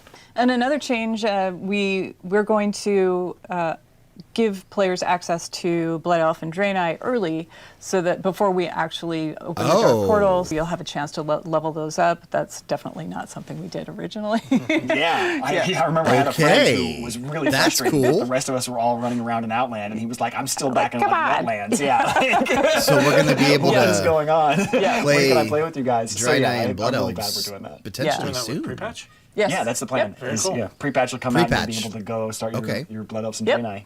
And then content. So we've got some phases happening. Yeah. Okay, here we go. Phases. So the content phases that we got coming Quality are of life exciting. fixes, exactly, We're going to for start with Karazhan and Gruul's Lair and Magtheridon's Lair. And See, we I'm want really to start kind of with excited just that to, like, go release and bring because we Karazhan found the way with it used Classic to that be. people really enjoy that kind of gear progression, and that's where all the tier 4 gear is with those raids. And we want people to have an opportunity to level up, catch up to their friends, and all kind of go through these things together. So as we unlock each chapter, we want to make sure everybody's had enough time to be part of that chapter. And the next chapter after that will be Phase 2, which will be Serpent Shrine Cavern and Tempest Keep. Then next we move on to Phase 3, which is Hyjal and the Black Temple. And the reason that's a change is, of course, originally Hyjal was available from the launch of Burning Crusade, but nobody could really get in there because of the way the attunements work. So we'll unlock that as a later chapter alongside Black Temple. And then that'll go with Arena Season 2 at that point. And then Arena Season 3 will come out alongside Zulaman with a little bit of catch-up gear for anybody who's taken that long to catch up. It's another smaller instance, a 10-man. And then finally, Phase 5 will be Sunwell and Arena Season 4. It's been a very busy year. It is. It's an expansion with a lot in it. A lot in it. And so we spent a lot of time talking about Burning Crusade Classic and Burning Crusade, which is exciting. We're very excited about it, but there's a lot to talk about. There's a lot coming, and we want to walk through how this is going to materialize. How are you? Well, yeah, really the question is, we have a diverse player base. Are you people have a playing lot right of now? different wants and needs. And how do we get there? How do we get to the Burning Crusade? Well, are you playing the either first version group right of now? people that we wanted to make sure that we were serving Retailer Classic? is those people who do want to go to the Burning Crusade. We feel that most of But the I kinda community want is to interested start in this. again now They're with going to this want to do Burning this. We Crusade want to make it expansion simple and because easy it for is them. So my how are second we going to do favorite that? expansion. As we said earlier, you're going to be able to make a choice. What's going on, so Keith? we'll talk How are about you, and dude? explore these choices. I'm sorry, I in some suck at detail. responding to I'll give you some messages, man. examples. I have start problems. with I'm terrible the at current responding to servers you're on messages. now, Classic But Live how are you, servers, are man? going to become what we're calling progression servers. And what that means is the servers that are live now will always unlock any expansion we release. Okay. So when we get to our patch day, you're going to be presented with a back in there. choice. Do you want to continue on into the Burning Crusade, or do you want to move to Classic? So in that space, you're going to do that for every single character. So for my example, I'm on Worm Rest Accord. So I've got a level 60. I am definitely taking that on through to Burning Crusade. But I've got a couple of mid-levels that I know I want to move with my friends. Those are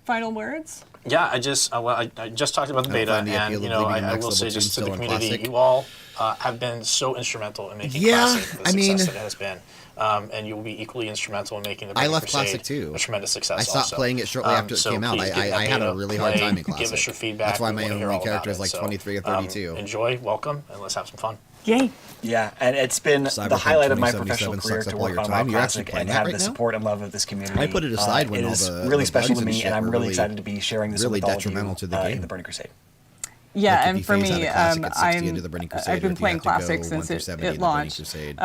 And I wasn't working at Blizzard then, and it's changed my life. I think you would have to go 1 so, to 70. from me and the entire WoW team, we want to thank you for bringing Azeroth to life for us. So we will definitely be seeing you in game in whatever flavor you choose. So, and until then, 3090 is pretty impressive. Stay classic. Okay, so that was the panel on. I'm waiting for the Tesla update to get Cyberpunk. So that was the panel that was the other one. So then I think the next panel was because they're doing a Diablo panel. Yeah, this one here, Diablo 4. What's next? In Dolby Vision and Dolby Atmos. And then World of Warcraft Shadowlands update are both like at the same time, which I think is stupid. The official refreshment So of I'm probably BlizzConline. gonna watch the Warcraft one first because that's more what I'm interested in. Am I? I don't know. I might watch the Diablo one first, actually. See, I have the Warcraft channel pulled up as well. That way I can literally just pause it. So let's see here. I really hope I'm able to get that Blizzard Arcade collection. Like, I want to play that. I'm gonna have to buy that too. The 30 package thing. Okay, so on this channel is Diablo 4 What's Next? Rebroadcast? How's it a rebroadcast? It hasn't even started. Okay, so that's starting here. So what we're gonna do is pause this. Ever since we announced Diablo 4 at last BlizzCon 2019, and then we're gonna watch the Diablo we've been sharing updates with you guys through our blog, whether it's items, didn't even know it was skills, yeah, they're doing BlizzConline, user interface updates, and you guys seem to have really enjoyed that. Today, to mark the special occasion of BlizzConline on Blizzard's 30th anniversary, rather than doing a blog, we're actually going to share lots of video, introduce a new class like we saw in opening ceremonies, and also cover some open world topics, including mounts, camps, and PvP. Yeah, this is like the ultimate blog post, right? We get to actually hand deliver it. This is the dream. It's all finally out there, and we can talk about all of it. Just in case some of you guys missed it during opening ceremony, let's take another look at the Rogue Announce video.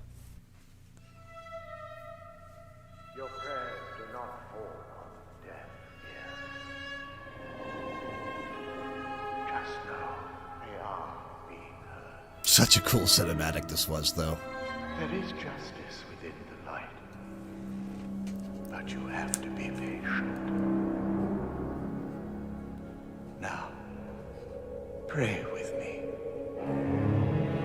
May Akarat guide and protect me. May Akarat guide and protect me. May he shepherd my soul. May he shepherd my soul. And grant it mercy. And grant it mercy. What are you doing here? This is not the time. But this is confession.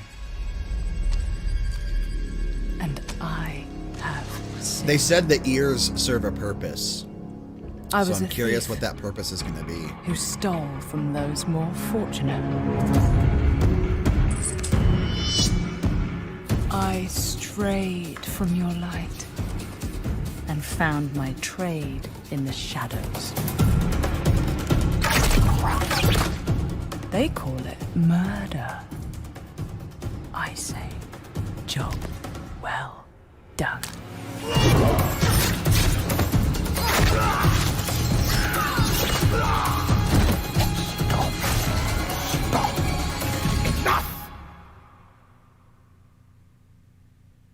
I am a thief, a heretic.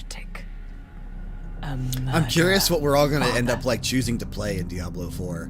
Will Akarat save I don't know if Dan will get into it. He should. Diablo's a great game. But I know myself, Kyle, Sean, and Frank will all be playing, so I'm curious who's going to be playing what. Because it's very likely we'll play together. Nothing, absolutely nothing. You were the answer to their prayers. Then we are settled. And you owe me. The name you seek is... Thank the... How's your game coming along, Keith? Heavens. I assure you, Father. The heavens didn't send me.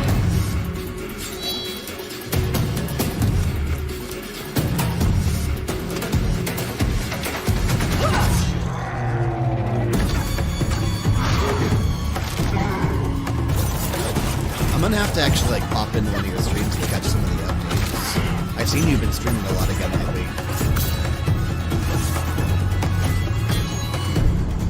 Good. I'm glad.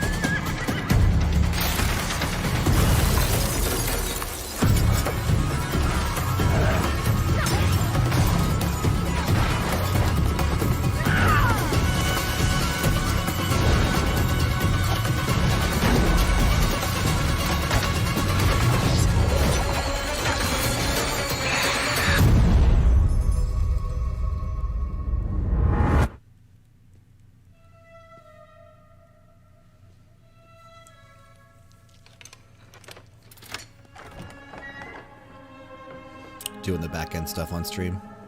Yeah, I need to pop in. Need to do that. It's unusual for me doing 2 streams in 1 week, but there was like these 2 reactions.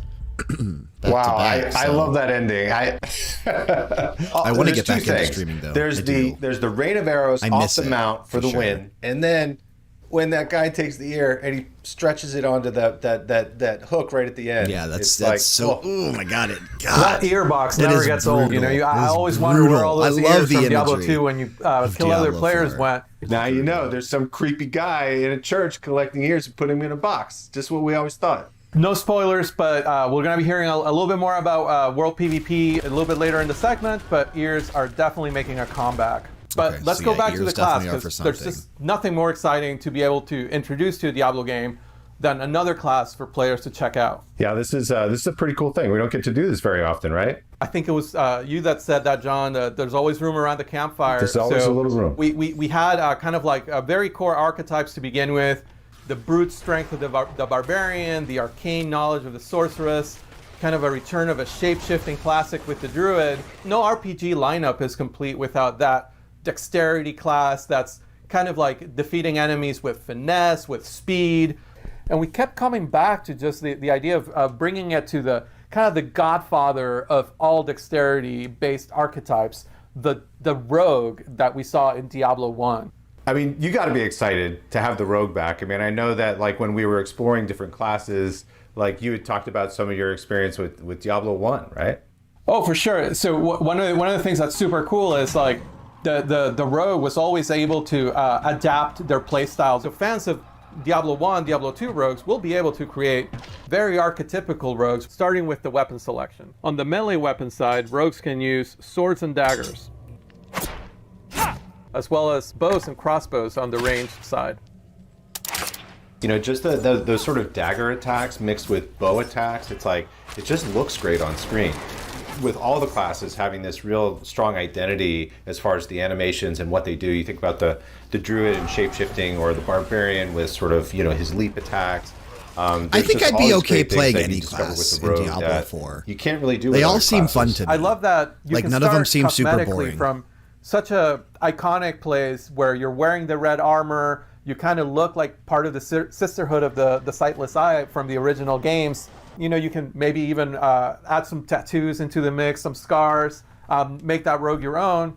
Or if your fantasy of the rogue is a more traditional RPG outlaw, you're definitely able to create that and put on your kind of hood and half mask and be more of a shadowy character. Yeah, and the character customization, you kind of mentioned it, being able to craft that, that the class of your dreams or your nightmares. It was a feature that I was honestly super nervous about when we started because we never had this in a Diablo I honestly game. was texting where Dan it is now, it's one of those things that like I'm super that I'm excited working about on today. with so where I we're didn't at. There's just a lot actually, of I didn't catch it if they fun did. looks, and you can be that tattooed criminal outlaw, or you can be a more noble looking kind of sort of like thief with good morals. Well, one of the things that we kind of kept running with beyond just the cosmetics was customization. I'm surprised that we had this, the Autobot niche to fill in the class blocks lineup upskirt. that Funny. spoke to the finesse player, to the dexterity player. And just that everyone's idea of what that could be was a little bit different, whether it leaned more on range or melee. But we took that a little bit of a step further. We really wanted to have each class in our game have that one thing that makes you go like, that's bullshit when you see a player use it, and then makes you want to re-roll that class because no other class gets it. For the rogue, it's the class specialization. The 3 specializations are combo points, Shadow Realm, and exploit weakness. But yeah, I think that like depending on what Sean, Kyle, and Frank want to really dive into and play, I think that I'd be okay Shadow Realm playing any it out, of these and then I come back in. I'm like, all right, have in Diablo 4. Smaller problem. I love the idea of exploit. I wonder how many more they'll be. Is, I wonder how many there'll be at launch. The enemy attacks. I Players will see an icon flash over the enemy's head, during which time they will get to retaliate with much more damage than an ordinary attack. If you're quick on the draw, this is the specialization for you. I'm just like a little bit skill capped there, and like every time I try to make it work, I will probably be playing just a little bit shy of the skill level. Dude, if they were stupid enough to do that again, why wouldn't you?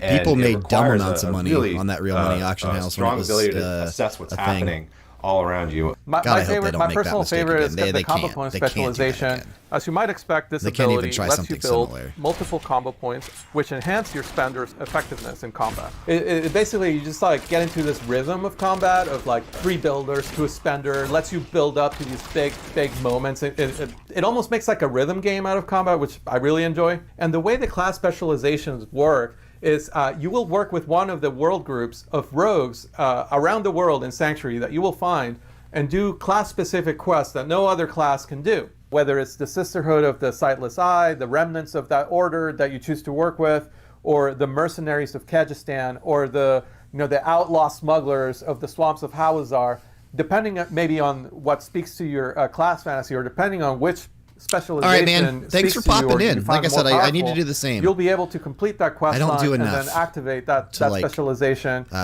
Which then you can mix and match with any of the playstyles. So you could be a combo points, ranged, or melee player, but you could also be an exploit weakness, ranged, or melee, or hybrid player. It just gives the class such huge variety in builds and playstyles. I love how that ties into the open world aspect. The ability to go to Kyrgyzstan or Hawazar and get these special quests that only the rogue can get. That touches on one of the things that I love that we've done, which is like connecting the weapons and equipment to regions. When you're exploring the world and you pick up a sword in Kyrgyzstan, it's a scimitar, right?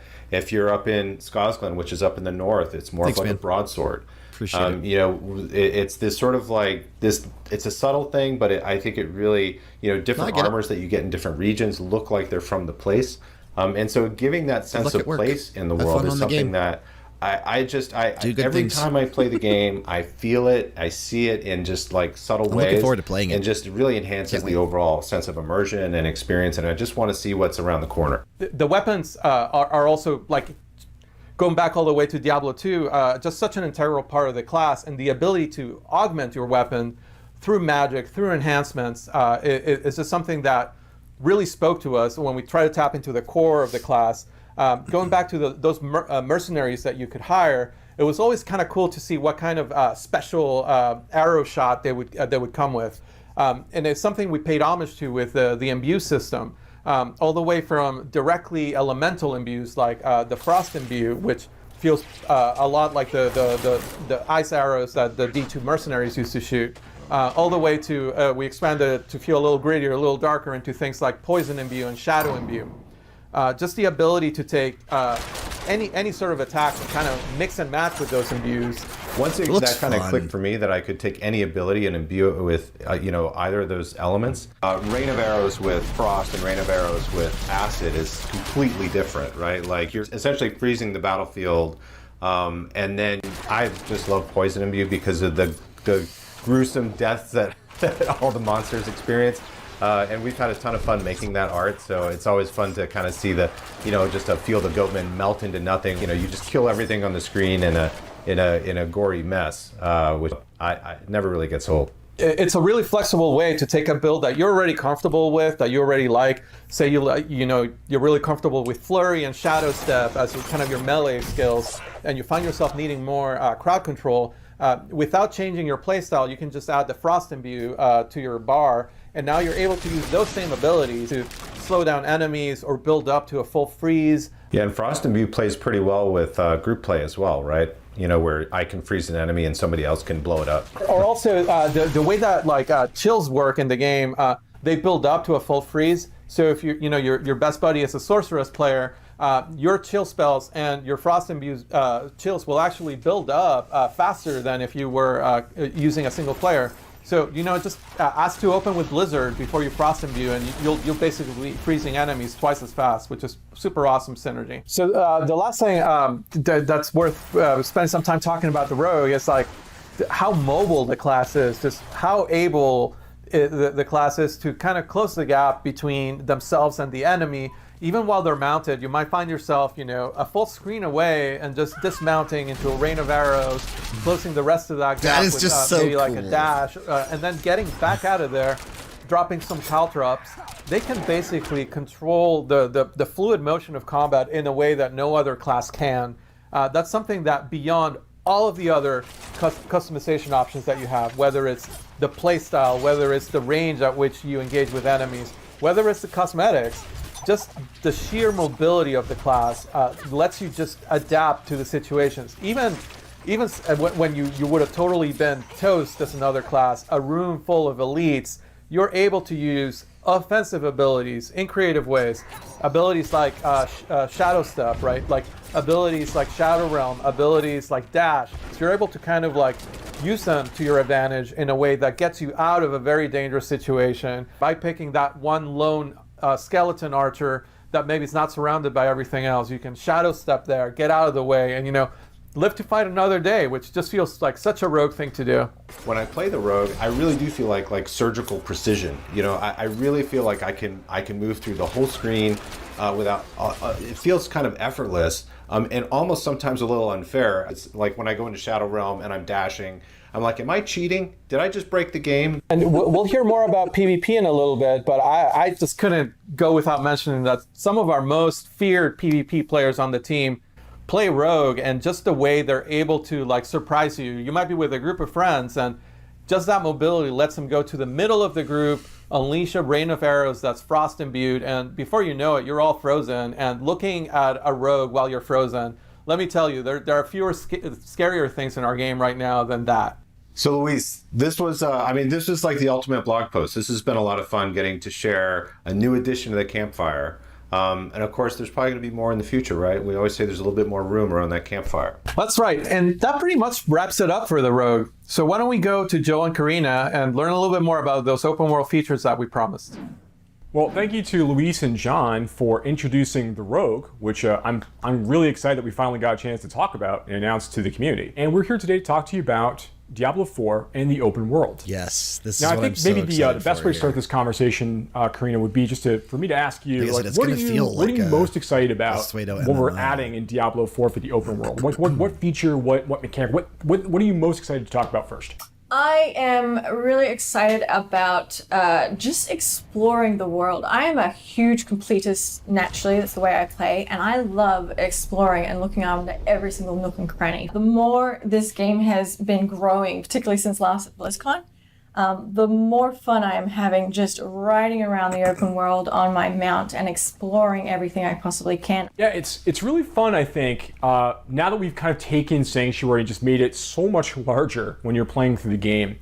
When you compare it to Diablo 3 or Diablo 2, there's tons of exploration and movement throughout the world in those games, obviously, but now that we've really been able to embrace the open world concept, we can really dive much deeper into like how does Sanctuary actually all fit together? Like being able to ride from Skosglen to the Fractured Peaks, like it's very, very interesting that way. Man, one of the things some of about these that I think is really so neat cool. is the collection aspect of mounts. So, I mean, there's all these horse breeds and other mounts you can find throughout the world, from completing puzzles or just finding hidden locations or slaying certain particular kinds of monsters. Find various horses or things to customize your bringing horse mount with, collecting like into horse Diablo. armor. There are I'm telling you, man, hook plates you can setting get up the and foundation for an trophies to show MMO off your right here. accomplishments. There's lots of different ways to make sure that you can personalize your mount, make it really feel like it's your companion. Yeah, and it's really cool that, like you mentioned with the horseshoes, you get to actually change the speed at which your horse can run. And it's something I like, to be able to customize the horse to the type of gameplay that I like to enjoy as a player. And it's really, really fun. I like the amount of variety that you give us. And I mean, there's more to mounts than just that as well. So like one thing we know we didn't want to do with mounts in Diablo 4 is we didn't want to have like jousting. Some of these this cuts are idea edited of like together fighting weird. from horseback. It's not bugging really me the a little Diablo bit. experience, right? Yeah, that's something I'm super excited for. Like we showed last BlizzCon, we had the sorceress. We showed her dismount skill Ice Dash, where she shoots forwards off her mount and destroys everything in her path. Well, with the rogue, we got to have a little bit more fun with it, and the animation department has done a fantastic job of having her leap up into the air and fire down like the rain of arrows that destroys everything. It's really, really cool. It feels really good. The idea of like leaping from your saddle and just raining arrows down on your enemies as you pass by, getting down the fray and then starting to like stab people and poison people, like that is spot on what we're looking for. Being able to jump in, engage with enemies from your horse, and then just fight it out, duke it out using your skills and everything else like we want. It's interesting that your mount can't get damaged, but if a monster actually attacks you while you're mounted, you will actually be forced to dismount. So there is a flip side of actually judging for yourself when you do want to use that skill in order to prevent you from being forced off unintentionally. Yeah, there's definitely a little bit of gameplay there to make sure that you're using it in a way that is most appropriate to help you get where you're trying to go and also fight the monsters you want to fight. One of the things I'm most excited about for the open world right now is this feature we have called camps. So camps are basically these strongholds of evil out in the overworld. You know, you got to remember that, decades ago, during the events of Reaper of Souls, when Malthael rose to power, the Reapers killed like 9 out of 10 people throughout Sanctuary. Like a tremendous number of people passed away. Now there's a big power vacuum out here, decades later. And these monsters have started to move into these places. Bandits, monsters, goatmen, all kinds of different creatures, skeletons, the undead, have started to like resurface and come back into these areas and start to take them for themselves. You, as the hero of Sanctuary, get to kind of wander through these spaces and begin to reclaim them for the people of Sanctuary. That's part of what makes them really, really neat. Each of them have their own story, they're their own unique fixed place in the world. Unlike quests are something that happens randomly in the world and you can come across them anyway. Camps are a permanent fixture that you as the player, when you come across that evil, you can actually have a real impact on the open world. I really like the direction that they're taking this. Once you have defeated that evil, one of the really fun things is that you basically unlock that camp and you make a new waypoint that previously didn't exist for yourself, but like suddenly all the marketplaces open up and now you have a blacksmith vendor in a location that previously didn't exist, which I think is really, really cool. Now, what we're looking at here, this was a village, the village of Karayisu, which now has fallen to ruins. The people here in the Dry Steppes had a problem. The problem was there were bloodthirsty cannibals that dwelled nearby and would regularly raid their community. And the people had to come up with a solution. They weren't strong enough to defend themselves from these cannibals, so they made a dark bargain with a demon. And they were able to gather enough power to push these cannibals out and protect their community, but not without great cost, as we can see here. You're kind of helping resettle parts of Sanctuary in many ways when you take these camps back from the enemy. Vendors will come back, and now suddenly there might be like new quest givers, new stories that need to be told. Dungeon entrances can appear in some of these places afterwards. Like there's all kinds of things that occur after you take over the camp and liberate it from these forces of darkness.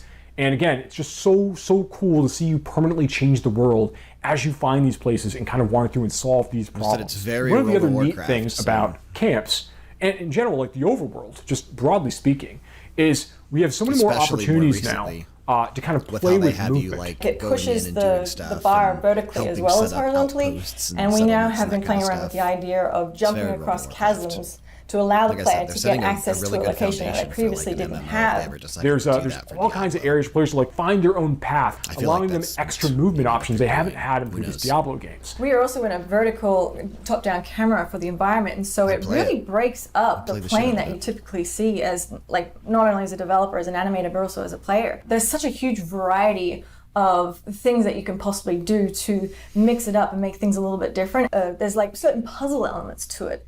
That it's not so straightforward and not always obvious. So it's not just a matter of running through the world and getting, to your goal. It's you have to think about it. Yeah, definitely. Now, Karina, I know that you're very excited about PvP.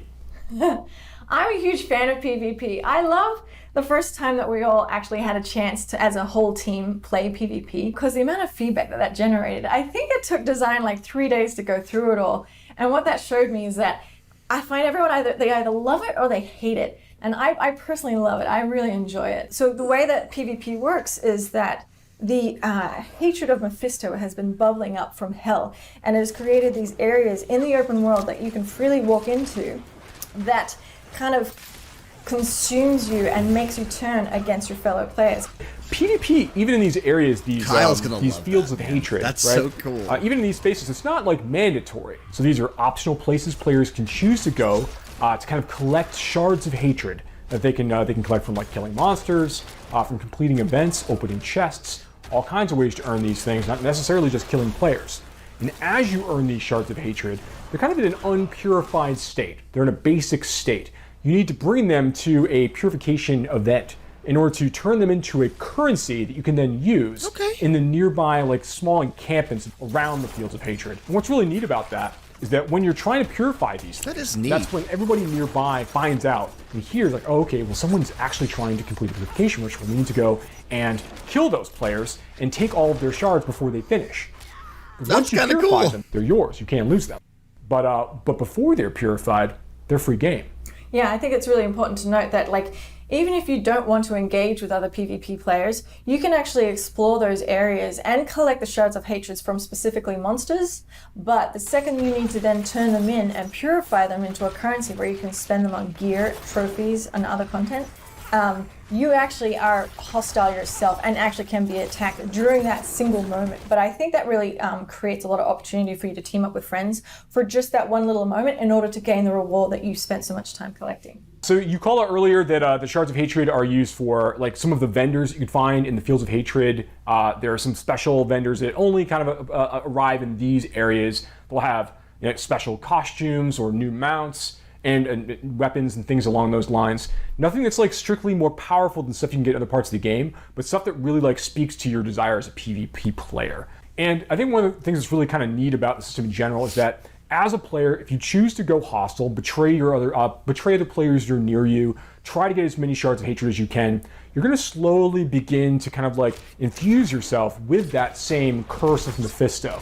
And you're going to become a vessel of hatred. Now, once you do that, everyone within a very large radius of you is going to be able to see you as a threat on the map.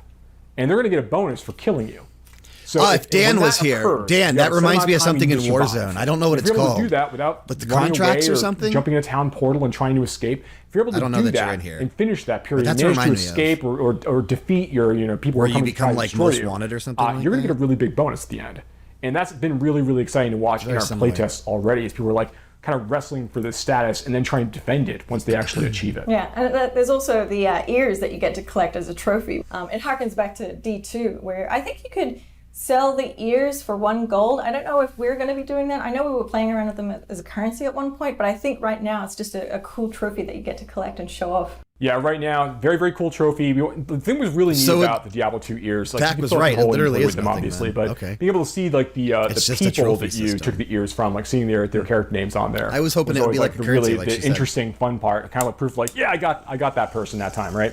So we want to make sure that we embrace that aspect of it. That's the important part for us. I think that's going to be a really, really great callback to Diablo 2 PvP. Right, yeah. So I love where PvP is going, and I love that it is such it's only one part of how large and open the world is, and really harkens back to the adventurer in me when I play the game. How do you feel? I'm super excited as well. I mean, there's so much to look forward to in Diablo 4 right now. Like what we talked about today just scratches the surface. in general, as a Diablo fan, there's a lot to be looking forward to in the, franchise in the future. Okay. Thank you so much for watching today. It's 7:05, and I think that was what they were scheduled to. Speaking to you more about this game and others in the future. Okay, well, we gotta, let's see here. Let's go back down to that. So then they're about to move into behind the scenes of Overwatch 2, which is the Overwatch team gives a sneak peek behind the scenes of Overwatch 2. Join them as they dive into the development process and share some work in progress. That's from now to 7:40. And then I don't know that I'm... See, Diablo 2 Resurrected Deep Dive. Mr. Llama SC hosts a roundtable panel discussing everything you need to know about Diablo 2 Resurrected. Welcome everybody to BlizzCon. We know that you all want to hear more about Overwatch 2. Let's see here. Allow us to invite you behind the scenes to explain more of what we're doing. So and right why. now, everybody, please hit record. Over on the Diablo channel, we lost Scott. It's off to a good start. A little bit while I just sit here and talk. Over on the Diablo channel is Diablo Immortal. One of the best teams that I have ever worked with. I'm nervous. Alpha and I'm Beyond. so proud lead designer of the Wyatt Chang and lead. That we There you go. Made there you go, Sean. Wyatt Chang. He's back, man. Really he is in here. Wyatt Chang and Caleb Arsenault discussed the results of the technical alpha and provided a sneak peek at what's next. I don't know that I'm gonna watch that. I know that I'm gonna play it. I don't care. Diablo: The Gothic World of Brom. Overall, I so think that we've is done something that I will probably watch, but moving to work from home. Not probably stream. And then they're doing that deep dive. Shadow Play. Okay, so what I think we're gonna definitely do. Been challenges, but the I team don't think is we're really putting everything we've World of got Warcraft behind making this game. of the Wandering To Ancient me, it's the Mound. next Okay. big step in the Overwatch universe. New As they explore heroes, the game process, modes, and then this is the Voices of the Afterlife, which is with the voice actors, which I always enjoy watching, but I'm probably not going to stream that either. So I think what we're going to do is we're going to pause what story and franchise development does with the this animated video because we're gonna try to squeeze in the World of Warcraft Shadowlands update panel here before the Diablo 2 Resurrected one. So that's the plan here. So now we're gonna catch up a little bit here. Here we go. Shadowlands update. So excited to be here with all of you to celebrate 30 years of epic entertainment experiences from Blizzard. And of course, out of all of those, the one that's nearest and dearest to my heart is the World of Warcraft expansion, Shadowlands. And that's what we're here today to talk about. The development experience for Shadowlands over the course of last year was unforgettable for all sorts of reasons. But it's also something that really has taught the team, taught all of us, a lot of lessons about World of Warcraft. I will and how probably we can watch make that the game Overwatch 2 better panel for tonight, all of you but I'm probably not going to forward. stream that one. Because Shadowlands I think I'm going to do this, wasn't and then I'm just going to do that the Diablo 2 product of our Resurrected panel, and that's development probably team's going to be efforts it last because year. It was the product of that your seems to be when efforts they're as well. ending. So it was the product of a conversation between us, the development team, and all of you, the players, the community, I think who we can fit inhabit this in this before that world Diablo 2 where the Resurrected custodians panel are. actually starts. The beta for Shadowlands started earlier than any beta for a past expansion that I can recall. And over the course of last year, we had tons of folks in our beta giving us feedback, reporting bugs. But we also had even more people just in the community in general, following developments, following updates, watching YouTube videos, chiming in on Reddit threads, on our forums, on social media, everywhere else, letting us know what was exciting, what was concerning, what you didn't understand, what you were worried about, what you were happy about, and more. And all of that helped shape Shadowlands, and I could not be more proud of where we ended up. And it's been amazing seeing everyone jumping into this new world that we've crafted together and having an amazing time over the last couple of months. That's a conversation, that's a process that I would like to carry forward into 2021, and for that to be a baseline for how we build World of Warcraft going forward. So as we're here today talking about the next major update, what you're going to hear about shortly is where we're headed in terms of the world, in terms of the story, in terms of these epic characters we've just been introduced to, major villains like the Jailer and Sylvanas, and what's up with Anduin anyway. But we're going to talk a bit less, however, about systems. We have tons to share there, but the way we need to work on our systems, as we've learned, is, of course, by first seeing how they're playing out in your hands. We couldn't really plan what we were going to do with legendaries or where Torghast was going to go or what was going to change about soulbinds without having the experience of millions of players dealing with those systems and letting us know what you think. And so I am pleased and excited to say that when we look at our systems, unlike in some past expansions at this point, we're not seeing anything that needs to be completely overhauled or replaced. What we see are solid foundations that are in many cases in need of iteration and upon which we can build a structure that will sustain us throughout the entirety of Shadowlands to come. So that's a conversation that's going to come when our public test realm goes live, and we'll have lots more information to share with you there. Now, what we are going to talk about, and boy do we have a lot of exciting stuff for you, is the first major content update for Shadowlands. Let me turn it over to my colleague, Jeremy Fiesel, who can tell you all about it. I want to see like what Hi the rate's everybody, gonna be and I'm stuff. Jeremy Fiesel. Like every I am time a they talk about designer this shit, I on always WoW, get excited. and it is my pleasure to get to introduce to you today a first look at what's next for World of Warcraft Shadowlands.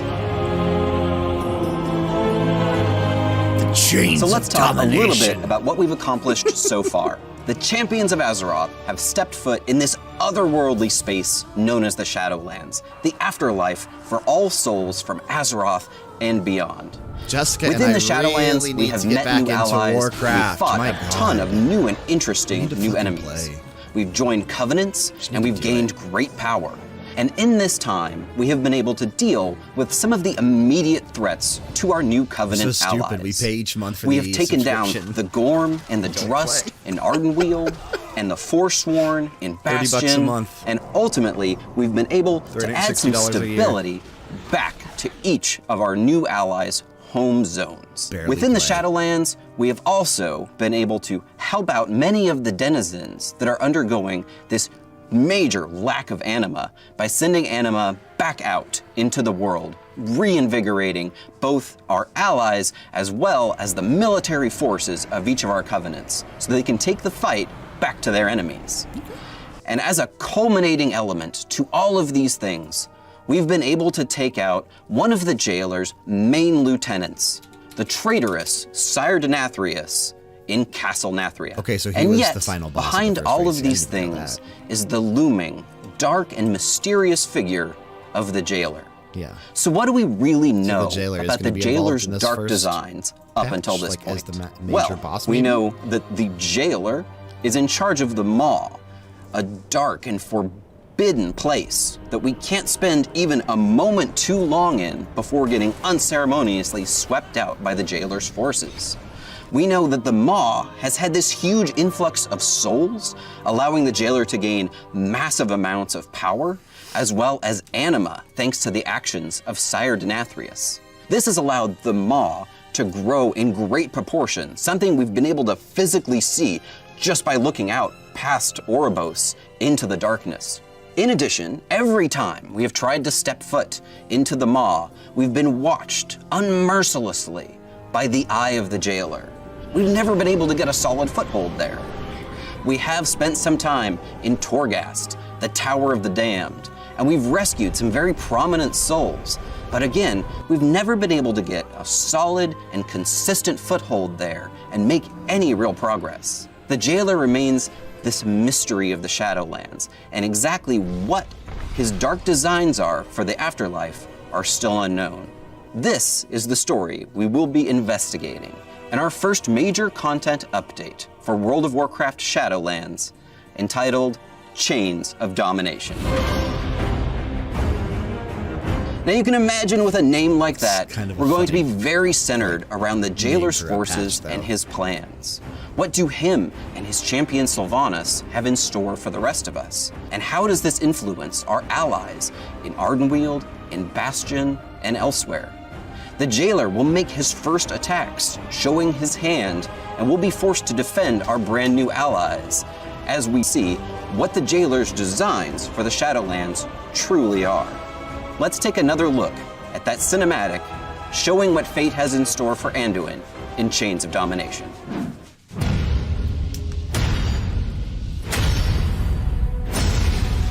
Look around you!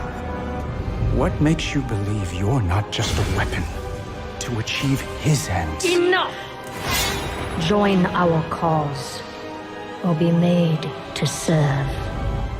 Right now, you hold all the power. Make your choice, Sylvanas Windrunner.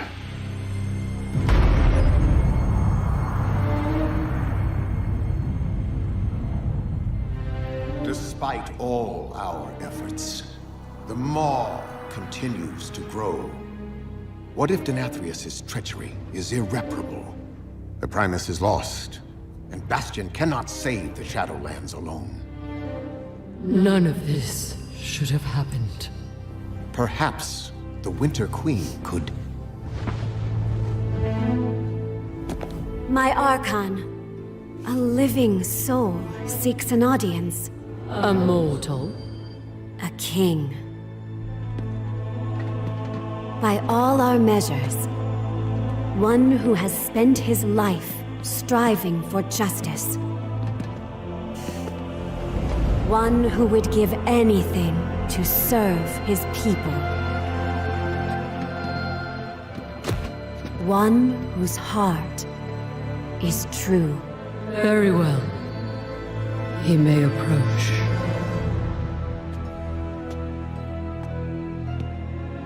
Step forward. My Ascended have spoken of you. The king held captive in the Maw. That prison could not hold me forever.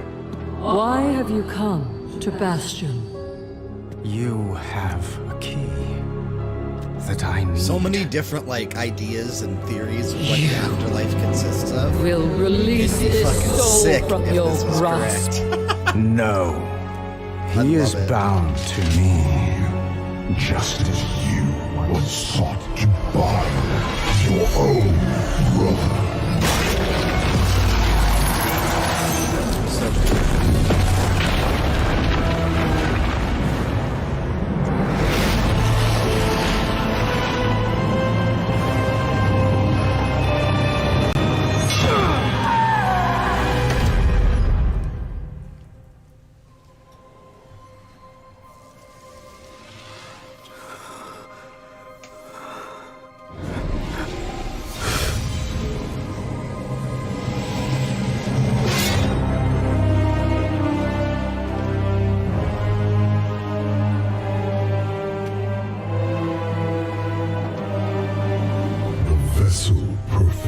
Its part flawlessly. 3 keys remain. Then they will see. Death was never meant to be chained.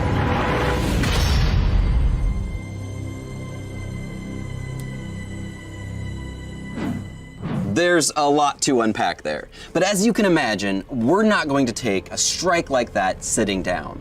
We're going to call in the forces of all 4 of the Shadowlands Covenants. For the first time in years, they will all come together, now reinvigorated by anima and by our actions within the Shadowlands, to take the fight directly to the jailer. Within the Maw, we will uncover brand new, never-before-seen areas. We'll also be fighting off some new and never-before-seen enemies, of course, and naturally be uncovering some brand new Maw-themed rewards while we're at it.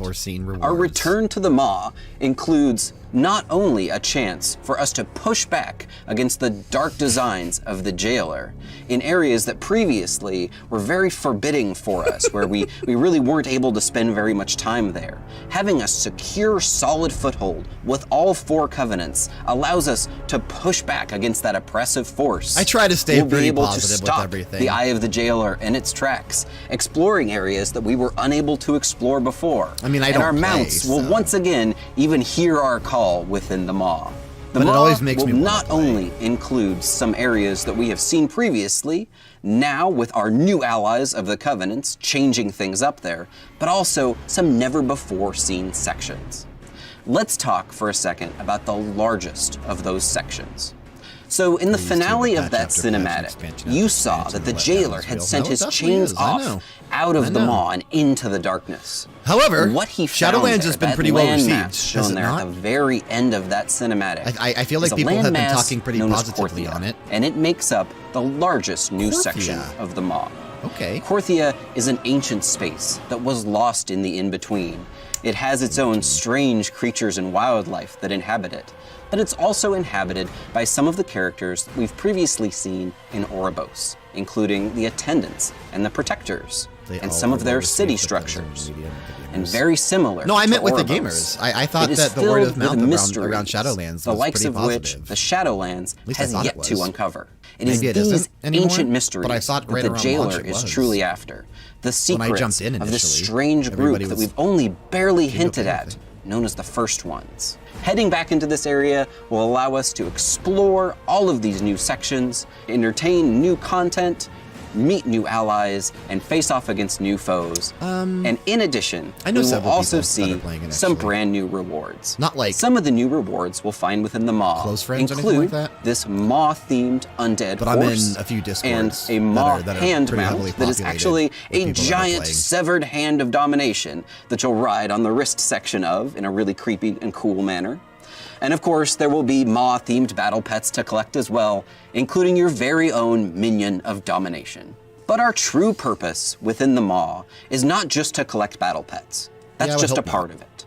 The true Now purpose defend of bringing yourself. all four of the covenants together Exactly. within the maw, of course, is to be taking the attack directly to the jailer's doorstep. The central area where the jailer has holed up with all of his main minions is going to be our focus here, as we raid So are we, the Sanctum of or Domination. is the plan, not are we, I don't know that I will raid, but is the plan to The Sanctum of have the Domination jailer will as be the a last boss? 10-boss raid, and you'll finally be able to face off Kel'Thuzad. against the terrible terror brute Sylvanas. that I'm sure has kicked you out of Interesting. Torghast more Interesting. I times can't than you want to assume we- mention at this point. You'll be she able to died. take No all way of your she dies allies here. and take the fight directly back to it. We'll also be facing off But it against just a was the creature eye that of is the the jailer. actual eye of the jailer. Yeah, I and saw that on the figure out list, not really actually- what is the jailer's Not eye actually here. the jailer Those of you himself. that were fans of the lore of the Titan Keeper Odin might have some interest in that particular fight. The jailer's inner sanctum, naturally, is a place where some of the worst souls were sent for the jailer's personal torment. And we'll be seeing some of those souls here as well. Really looking forward to hearing who you think will show up in the jailer's personal torment sanctum. Of course, any raid that features minions, servants, and soldiers of the cold dark like this one is going to have to feature our old nemesis, Kel'Thuzad. And finally, the culmination of the raid, at long last. I can't believe we will she's be the final taking boss? fight No directly shit. Okay. to Sylvanas Windrunner, No the way Banshee she dies Queen here, though. No herself. way she dies. The finale of this fight is going to change the future of the Shadowlands. But we're not going to spoil that for you today. However, can't wait for you to see We did what kill him. happens That's why he's at in end. the. But the That's Sanctum why of he's there. Domination That's why is he's not there, Keith. the only sanctum of the It's the jailer. afterlife. We'll be seeing additional updates He's there. He's to the Torghast, jailer's the personal Tower of the Damned, play tool or including whatever. the unlocking of brand new, never-before-seen wings. These wings have a brand new art kit, Just as trying to well stay as new positive. floors and new floor layouts, and should feel like something you haven't seen in Torghast up until now. You'll be facing off against brand new foes with dastardly ways in order to stop your ascent, new traps to trip you up, and of course, to help us fight against all of these dastardly minions of the jailer, brand new game-changing powers will be available as well. Moving on to additional updates within Chains of Domination, fans of the Operation Mechagon Mega Dungeon from our previous patches a new will Mega be Dungeon. happy to learn Okay. that we are once again bringing back the concept never of did the Mega Operation Dungeon. Mechagon, A Mega but I Dungeon do is like an Mega Dungeons. 8-boss dungeon, epic in scale, Sort of like Charisma. and I always like has that, some unique and interesting loot that you can't find anywhere else. Broker The Mega Mega Dungeon Dungeon, for that's Chains of funny. Domination is going to be focused around the enigmatic traders that we first met in Oribos, the Brokers. The Broker Mega Dungeon is a large broker trading city with I didn't really get far portals, into an Shadowlands' auction content house, yet, in and all various honesty. different broker I've only cartels played that have made it their home. like 80 We're going to be learning what the more fuck about is the broker level? culture and meeting some new 60? and different kinds of 62? brokers that we haven't seen up 52? until now. This is an 8-boss dungeon, What level and in am I? Chains of I'm Domination 2 levels will be into whatever available you can level as into. Mythic only. I don't even for remember. now. Within the Broker Mega Dungeon, we will be facing off against brand new Broker Cartel members, I'm still in including Bastion. dastardly Broker assassins and 4-armed Broker guards. The second half of the dungeon, as we start to exit the Broker Trading City, will feature a heist section, as we chase a broker that has stolen an artifact and plans to use it for his own purposes. As we chase this broker through the heist section, he'll take us through a number of different portals that take us to a It lot sounds of kinda different, neat, very the varied dungeon. It locations does sound kinda where we neat. fight a number of different bosses. One of these fights, of course, is against none other than an infinite pirate dragon. I trust that needs no explanation, so let's move on to the rewards. Perfect. The rewards of this mega dungeon include things that we will only see within broker culture, some very special broker pets, including a broker-themed cat. We can capture some of the Broker this rats and that broker scurry that. around within the Broker Trading City, and we'll get to see one of the pets that the brokers actually use as a currency. These strange worms that they found on another world and have scintillating eyes that are gem-like. It's sort of like a living sign of your wealth for the high ends of the broker cartels. You might be able to purchase one of those within the dungeon or fight an enemy in order to obtain one of them. And we'll be able to obtain the broker's special and interesting disc mount, which they fly around their trading city with. In addition, there's going to be a dazzling array of different weaponry for you to collect as well. Now let's move on to updates to some of our Covenant systems.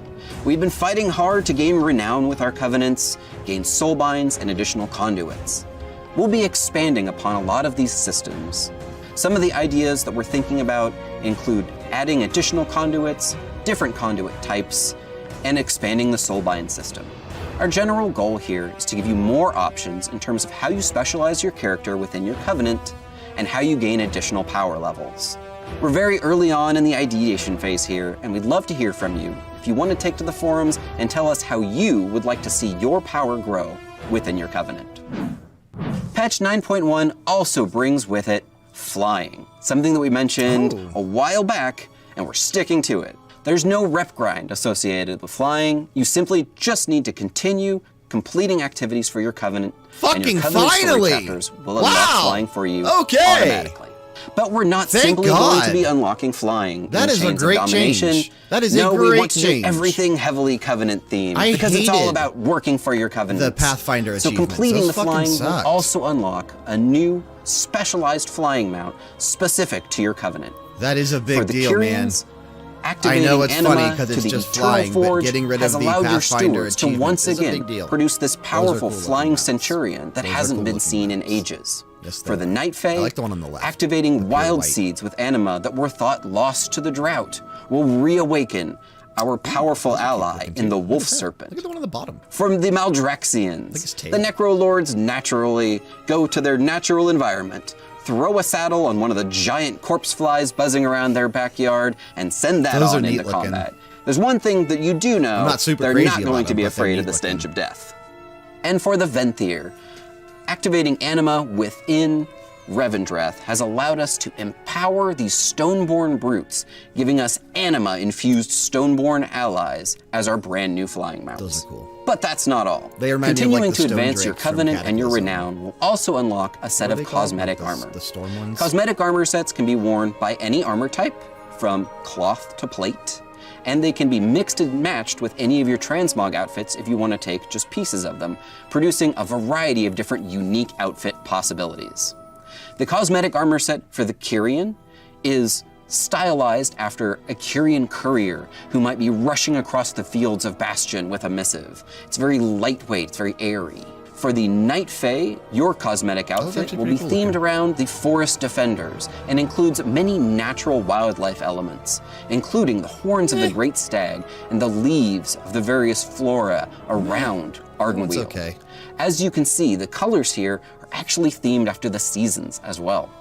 For the Necrolords, I didn't notice we that. went all the way back to the Warcraft 3 initial idea of the Necromancer in this classically inspired Necromancer set updated with Necrolord colors. I like that. Everybody who's a That's pretty Necrolord sick will looking. finally get to I do like also that. have a little bit of Necromancer. And for in them 19 as why well. is it blocking and finally, turd? for the Venthyr. Okay, Automod. No You're Venthyr transmog set What is would that a part truly of? be complete Is that a part of without a Twitch? set of I need to turn- I finery, need to, like, just waiting for the next rid of that. Venthyr fancy party to break out.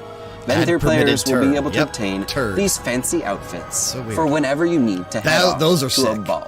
I like that. I Chains need of to look into what's Domination doing will that also Automod. herald the beginning part of of Moonball? I have no Shadowlands idea. Season 2, where we will be seeing the addition of a brand new Domination-themed affix for Mythic Plus, That I don't really care an about. item level increase across the board in terms of available item levels that you can pick up by doing just about anything in the Shadowlands.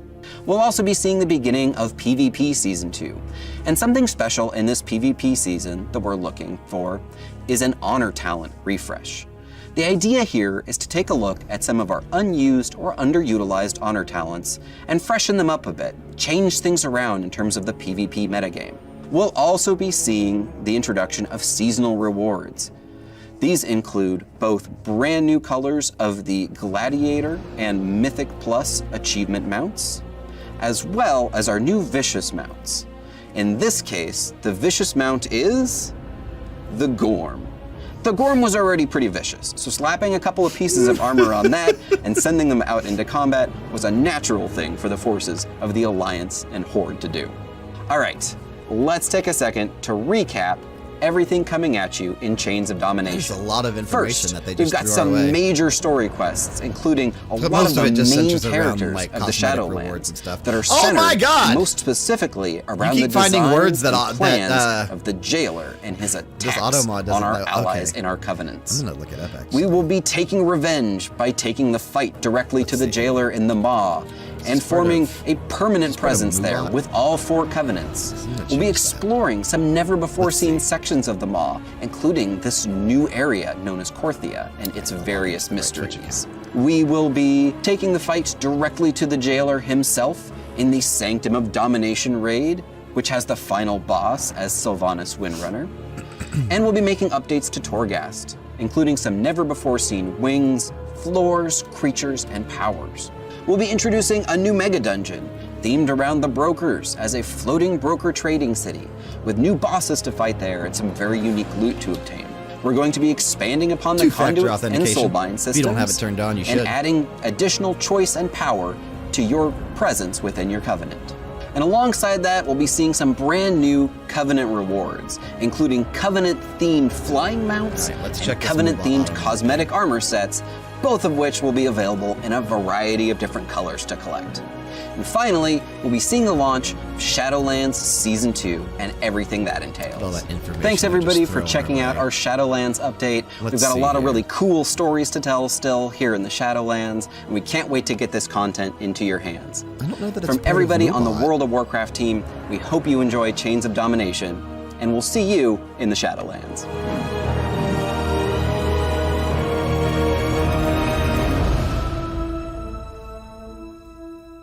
So that was the end of that one then already. Okay, that was quick. So then if we take this live, About the pandemic, the Black Lives Matter movement, the rise of What are the we on here? Oh, the Voices LGBTQ of the community, Afterlife. people who are choosing to really and then we're experience and still on express the their authentic self Overwatch without panel, the fear of the Overwatch violence. 2 panel. How So we're going to switch back to that actually. We're going to switch back to the It's Overwatch like a 2 panel. futuristic femme fatale, which is basically what Widowmaker is, but she even feels more upgraded. Perfect. So I'm super glad Because that now we we'll went down this catch route. We the played with different Diablo 2 hairstyles, too. Resurrected Widowmaker deep has a dive really right long after that ponytail starts that's at really 7:40, part of so her in look. 9 minutes. And really that like goes to the hairstyle 8:30. on one of the designs And that then was I called Braid, and it was believe- really interesting look that also preserves I believe that might Widowmaker's be the original end. silhouette with that long ponytail. Unless I We've throw been on working the a lot Diablo with Immortal panel our right after, domino which, engine I and may. making I our may, who cloth knows? look better. We'll now that see. we have this cloth tech, We'll see. I don't we're know going to about be able that. to make some really cool, unique silhouettes Okay, that will well, help them let's watch this stand then. out from other That works. heroes. That's the rest of the We schedule. put a lot of time and effort into our face rig, and what I mean by that is we're going to be able to get really close to these characters, and it's going to feel really cool. It is absolutely worth the time and the effort Still trying to invest figure in out this technology, Automod thing here. and that way we can make these characters do more things that we haven't really been able to do before. It's been super exciting working on the new looks for Overwatch 2, and it's just been so inspiring to watch the team try things that we've never tried before, and I just can't wait to show up more in the future. think it might be. Overwatch 2 is probably the largest opportunity we've had since the inception of the franchise to really expand what Overwatch even means to our players. In 0 Hour, we saw that some of the heroes got back together, but we're also seeing that there seems to be a second huge Omnic uprising. Corporate shit down we're going to learn who's behind that uprising. I get the sentiment. Why that's happening. I do. How globally spread is it? I get it. The story and franchise development group, they were really the torchbearers of what the big story is that we were going to tell for this game. We have a lot of interaction with them. They're working on in-game cinematic intros and outros for every one of our story missions. It's been really great to see this collaboration grow and develop. The story is just a little more integrated into our missions than it ever really has been before. All the available heroes get dialogue for a given mission. We have NPCs. We have multiple hero choices.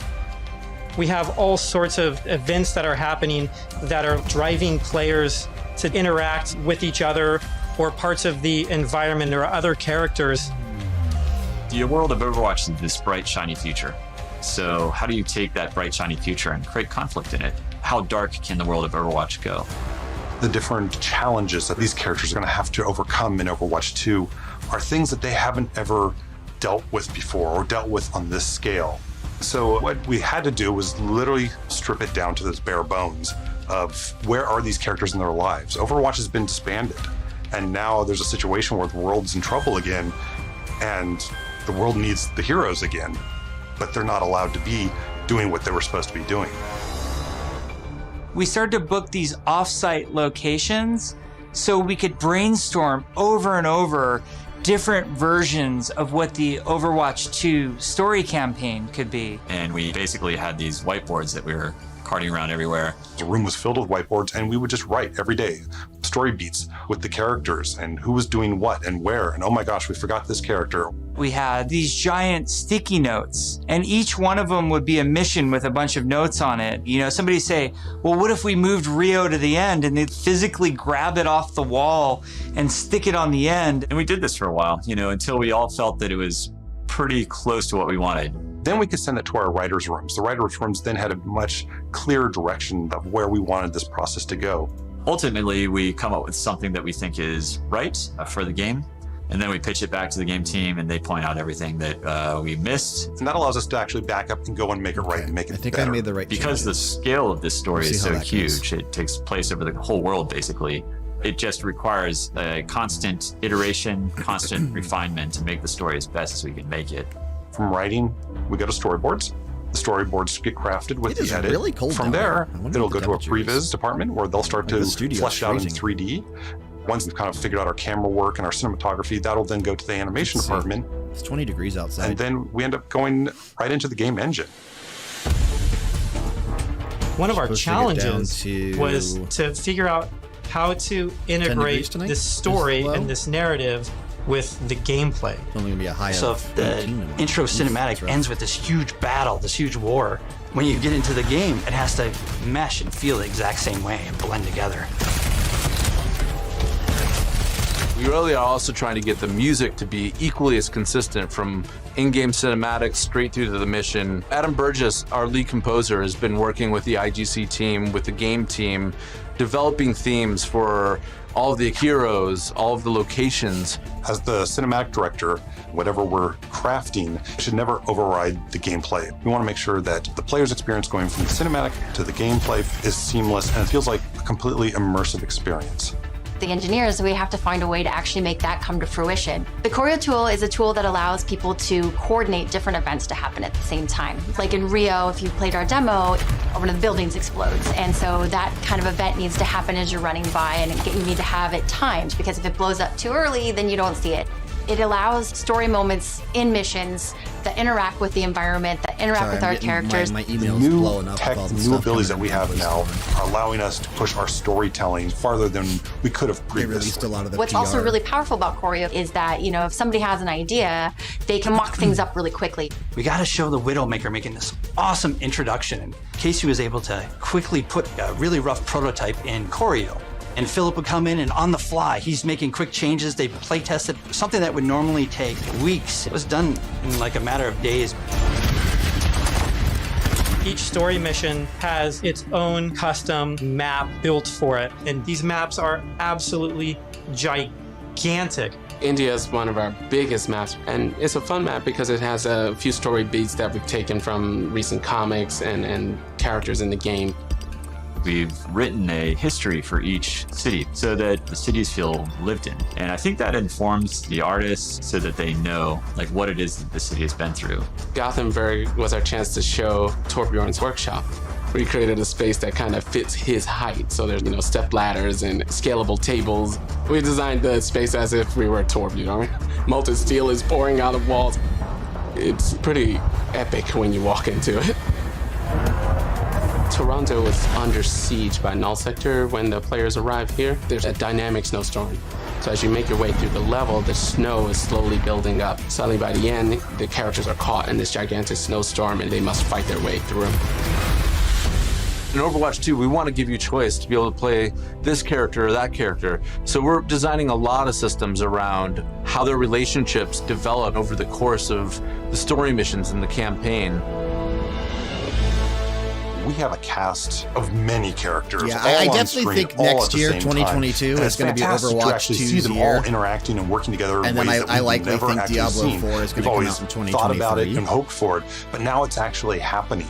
It actually requires us to have a whole new branching dialogue system. If you happen to have Genji and Mercy in the second mission of the game, you might get different dialogue that's about their relationship.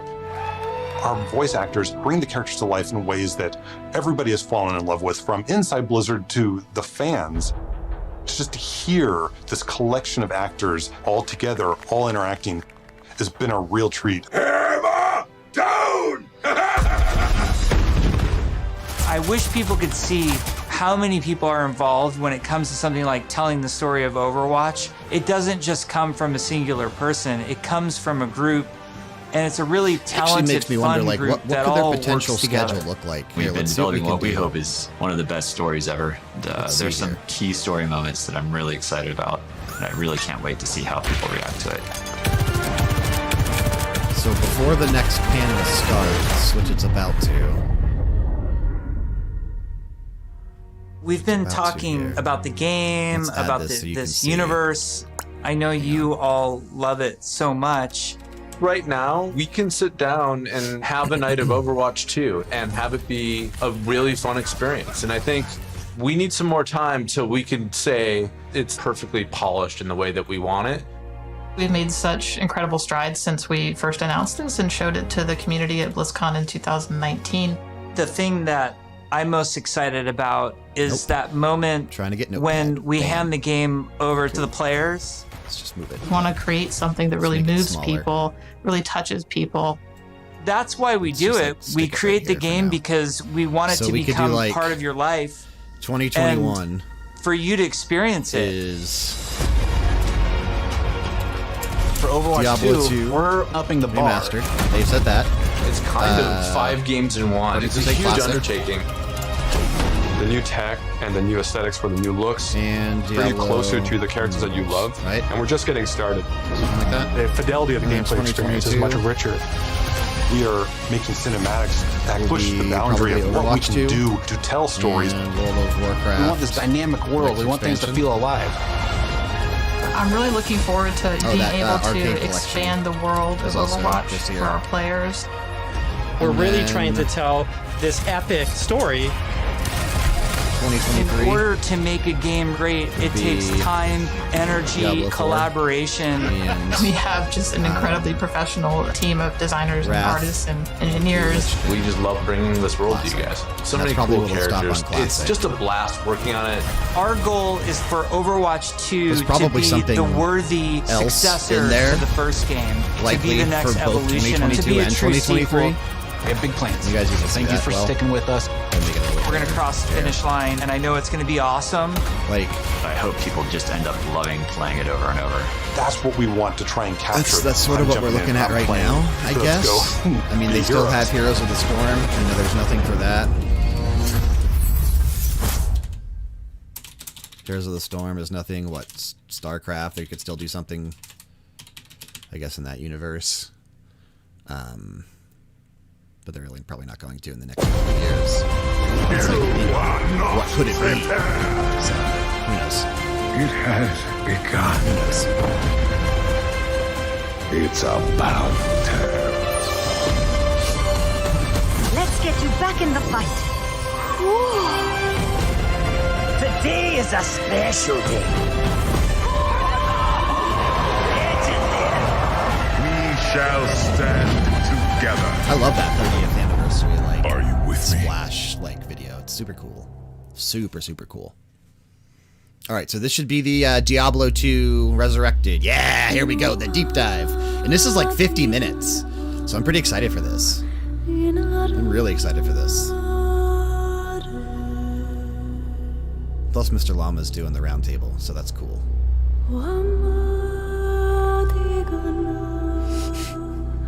All right, we're gonna watch the video sent to us. Oh, that's sick. Now you know what I seek, Marius. Are these the demons from my... Wait, we got Kane back?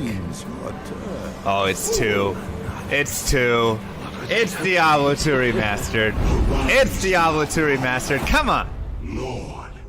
Come on. Show it to me.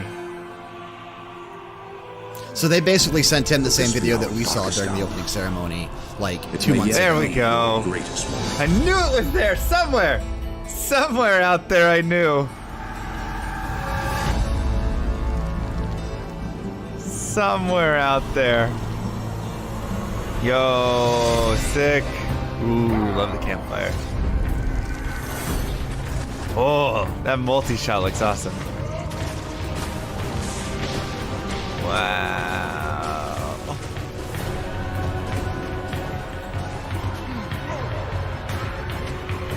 Yo.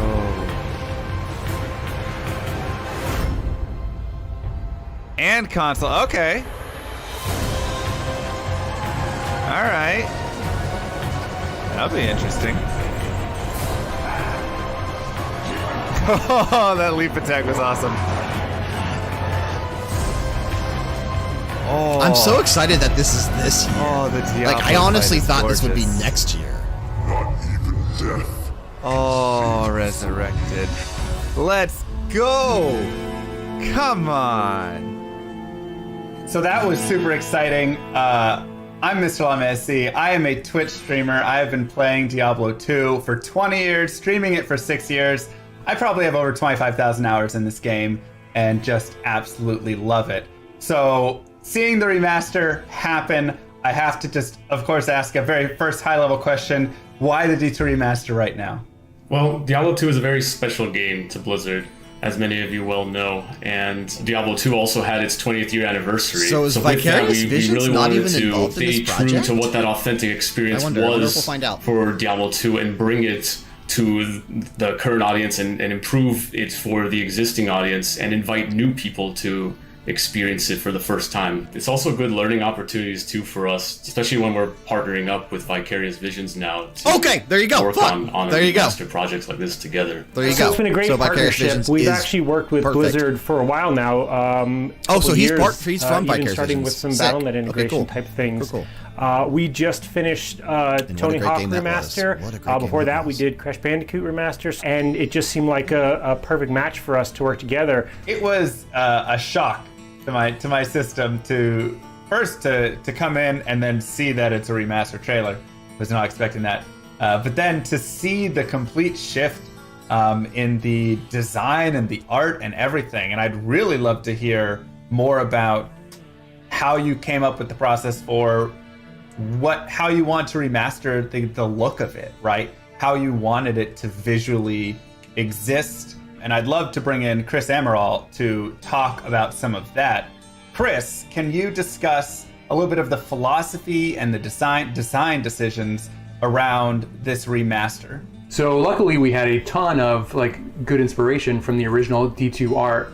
Our primary focus is always nostalgia, right? We want to make sure we focus on getting this right. and deliver an authentic experience that players remembered from 20 years ago. Every choice we make with the art, with the models, with the environments should really ignite that nostalgia and then reinforce that emotional connection from the original game. But then we came up with like a 70-30 visual guide. 70% is basically the classic. This is where we don't touch. We don't touch what works, right? We want to maintain those iconic shapes, colors, tones. Everything should be one-to-one and faithful to the original. We want things to feel authentic and preserve those original designs. With the 30% new, like that's kind of like where we're going to elevate that art. Every change we make should really signify that step forward visually. I also noticed that the game was 3D, and can you talk a little bit about the discussion or how you moved and some challenges moving from 2D to 3D? Well, I mean, evolving from a 2D sprite game, like a 2D image game, to a 3D is very challenging. We basically had to write a complete new PBR renderer, so a physically based renderer on top of the old game logic. It's difficult because you're dealing with models versus 2D sprites, where you have to basically write. You have dynamic lighting, you have dynamic VFX. Like a lot of that is an additional system that we have to work out on our end. So the follow-up to that question, I suppose, is I wasn't able to see any items when I was watching that trailer. Are all of the items also going to be remastered? All of the gems, all of every single piece of this? And what sorts of flavor did you decide to add to that artwork? So everything is being redone. So we remodeled everything because everything has to drop in the game. So you have your icon art, and then you have your 3D space art that flips, right?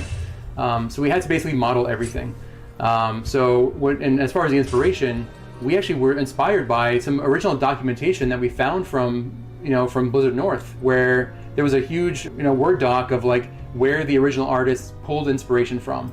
So a lot of that was like very like historical landmarks, locations, very very much real world referencing. So that was kind of where we kind of pulled our inspiration as well. We wanted that functional design that the original art had. Everything felt like it was believable, and that detail really does help to give it some realistic context and makes you feel more immersed in the game. Like it makes you feel like you're part of this world when you can see every little buckle and strap. I remember when we went into the tavern and there was garlic hanging from a beam, and we're all like, what's the garlic? And this is all full 3D everything, and then they're like, oh yeah, there was garlic in the old game. We go back and it's like 4 white sprites. And you're like, holy cow, yeah, garlic. And there's hams hanging and everything. So it was really cool to see, see it almost for the first time. And it's funny because original SD, like it was made in all 3D. So we actually came across a bunch of screenshots that were a different camera. Like it wasn't the isometric camera. It was like either marketing art or something else, or maybe just exploration. But there was shots of that garlic in the original art. You could never really see it in the pixel art, but it was there. So it was telling that they were really trying to achieve something very very grand with this art. I'm not gonna lie, I never knew that they had garlic hanging in there. I mean, maybe a couple white sprites. I thought they were maybe candles, or who knows? No clue. But that makes me excited to go look around now and just like explore. Oh yeah. All of the areas in the game just to look at the new detailed art and see what was. Well, you see it now too, because also we have the one new feature for the art on the art side of things is a zoom camera. So it'll help you get in there and look at all the details. Like it was something that I really felt strongly that like a lot of ARPGs that come out now all have a zoom those feature. Spell effects this are will really get up and close gorgeous. And personal with like really your armor, gorgeous. your weapons, like everything, the runes. Another way to look at it too is our legacy toggle feature, where you can flip back between the old visuals of the game and our current visuals. It's not even just a simple art swap. It is really the old game running underneath, because like Chris was mentioning, our new our graphics engine is running on top of the game, and is mimicking what is running underneath. It's still following all the same data and rules and timings of everything. That's cool, so man. we are That is still super being true to that 25 frames per second of what the game is underneath, but rendering it in a way that has more frames per second. Yeah, I'd love to hear more about that specifically, because when I go into Diablo 2, I'm thinking 25 FPS, and like you said, the game is built on that. My faster casting, my hit recovery, all of this stuff is built on 25 FPS. So how do you create a game at 60 FPS? So all of the logic and how the game talks with the server and everything like that runs on that cycle, and that hasn't changed. So we still have benchmarks in all of our content, say for animations of when a hit frame occurs, how long it can recover, and all of that. That all matches exactly. Now it can run at a faster frame rate, and so modern games run on time, not frames. So we've done that, but all of the logic still runs on those same things. So you can wait for your breaks to occur. All of those things still happen at the exact same. And that was through no small effort, but it's super important, right? Because even if you can't see it right away, you feel it when it's different. We've done that on lots of areas. So for example, the original game only had so many sprites to render your rotation. So you'd have your character and they're rendered out at so many angles, and the monsters even less. But you could actually walk at greater directions, right? You have, I think it was 64 different squares around you that you would path to, and you'd have feet sliding. We've increased that, so now there's more granularity. Obviously it's 3D, your character can run straight, but underneath the hood, I mean, this is a game made back when the inspiration was tabletop games. And so the game is a grid, so it still respects that grid, right? Like on the controller will still allow you to move small amounts because you push the stick a little bit, but it's still, you're either in a run state or a walk state, stamina's still a thing, you're still on a grid. Like all of that logic, once again, is all being driven by the old game. That hasn't changed. It's really cool animation. Animation is also, it was very challenging because you only had a few of the frame counts basically to make that animation. So it wasn't like a modern game where you have tons of different keys to make it very fluid animation. But we had to really like maintain that timing, that pace.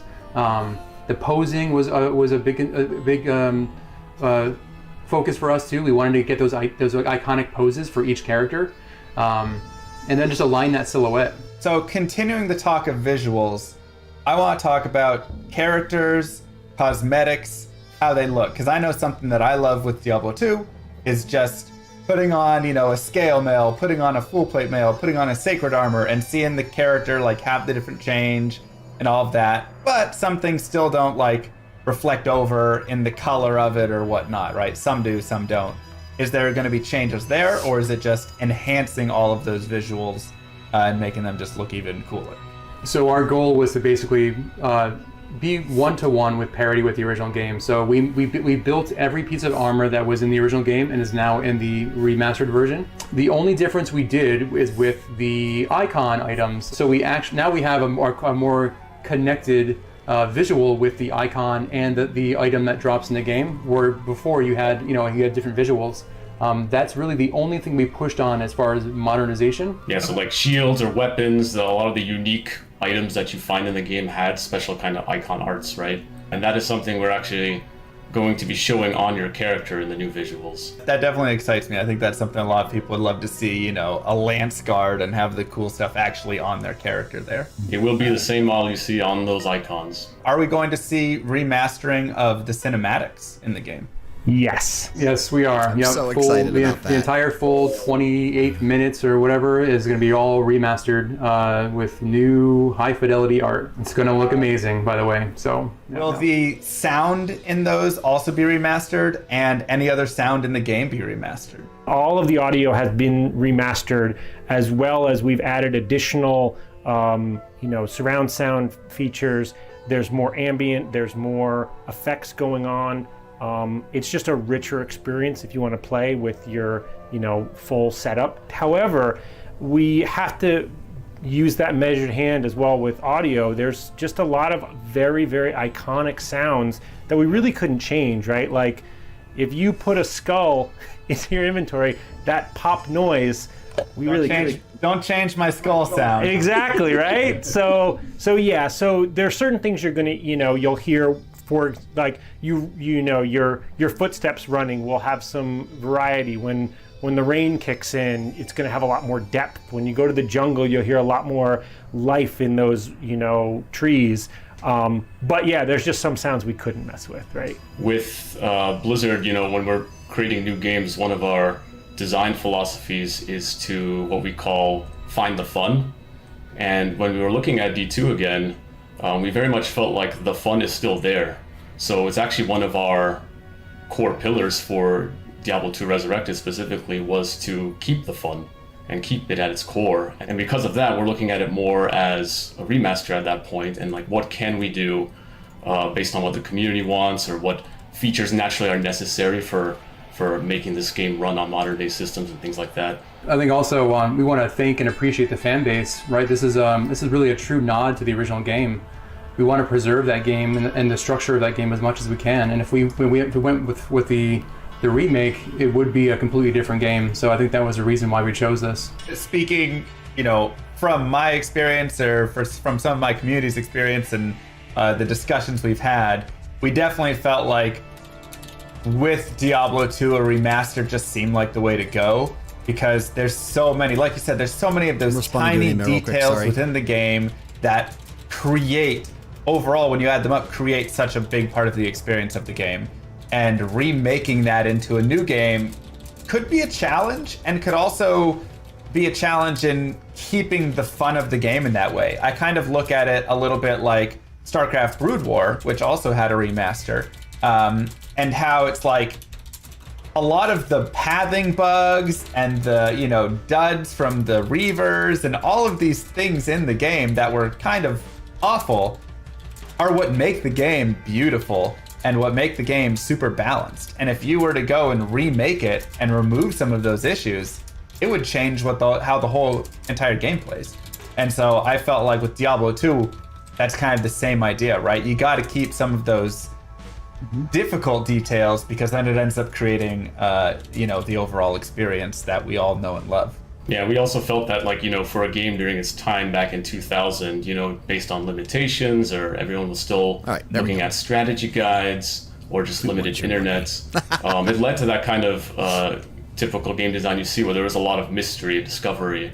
So we felt like that was another part of part of keeping the fun, which was to maintain that discovery of the game as well. So speaking to maintaining and possibly changing, what are the pieces that did end up staying the same? Or if it's easier to explain the other way, what are the pieces that were really changed to bring this remaster to life? So at its core, we want it to still be the same. So right away, things like the balance, the monsters you see on the spawn rates, item drops, and things like that are the same. Just woke up from a hell of a nap. And what we're doing is trying to take. What have I missed?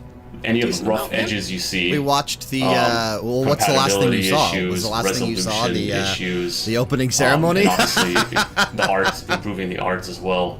All these We're currently watching the Diablo 2 Resurrected deep dive. That is live. This is currently live on. And when it comes to the features we added, this is probably the biggest area where we deep dive into the so Burning much. Crusade, Which was awesome. Is this edition straying too much? Some of the things that they're changing aren't like gameplay experience and other things like changing. that. So they're getting rid of spell things batching, like a shared stash for Burning Crusade. We know people use mule characters, they are right, and so adding a shared stash. What else were they doing? We felt was the right choice. When we have a shared paladins stash? on both sides. Yeah, Alliance had the one blessing, now, the way and Horde that the had shared another stash blessing. Works is they're there giving are those rules, blessings right? to the opposite factions. You can't That was like your the ladder biggest characters change mixing for a the stash Crusade. with a non-ladder It dealt with character. paladins. And you can have your offline characters. Can't use your spell online. batching. But for the most part, which is a thing that they got rid of in the game, so it's okay to on give retail. them this feature. But it's actually in classic at the moment. But they're getting rid of spell batching, which means that there's nothing worse than opening up the spells game, go on going in, out like dropping spells all are your cast in a GG items batch to mule them instead over of because you've run out of space. how they are and done then now on retail not or being able something to log like that. back in, or the game's not created, or it didn't permit The example time that they and losing used all was of your like gear, two mages trying casting to find polymorph at the someone same to help time you transfer and your gear polymorphing each over. other. Oh Like, that my won't be gosh, possible a shared stash is amazing. Thank you so much. That's such a help. Like I said, maintain the core was a thing, but the other aspect of it was to see where we can improve, right? So the shared stash is one of them, because we saw it as a very common concern. There were two other especially changes around too. I muling, can't which remember. people I'm had trying to worked think of what the around other anyway, changes were. right? So that is one thing. Another example is we are reimagining the UI. There are two other changes. What were With they? a new reimagined UI, we're still trying to stay very faithful to what you come to expect. So you'll still have the classic globes on the HUD screen, the skill icons, the potion belts, and all that. But we are reorganizing. Yeah, it a but the little bit. reasoning for that was that the Horde's ability was together way within stronger than HUD, the so it's Alliance's built a little ability. bit cleaner. So and with they want to naturally give with a little bit reimagining more, a UI, like, we have some parity liberties there, I to add a guess. few things. So going back to the information I was talking about, a big thing we're doing on the character screen What is we're else adding did an we see? advanced stats So- screen as well. Yeah, So go we're back and going watch to the be Burning Crusade showing panel. you It was all good. the information you get from items. We also as well. watched So the you don't have to Diablo do that kind of math 4 with like deep looking at dive each of your items panel, and which calculating was how much after the magic Burning find you have, Crusade for one. example. It'll That be was like really cool. summarized right there for you. That was super Something cool. that we've seen They went already in in a more lot in of depth with, like, mods the where they've open gone world ahead and and the taken that mounts. information and created a little It really screen. So that's seems really like nice to see. they are setting a foundation that you guys are for a implementing that as nice well. MMO. Because, yeah, I don't think in Diablo anybody 4 like or sitting potentially in a down future and Diablo counting up MMOs. the magic find See. of every specific item. And then we watched you know, the and World all of of their Warcraft charms and all of Shadowlands everything to figure update out panel, which is the one that what talks is the about number, how much do I 9.1 Chains have. of Domination. We've also added auto gold. They're doing a lot of cool things with that. You can opt in.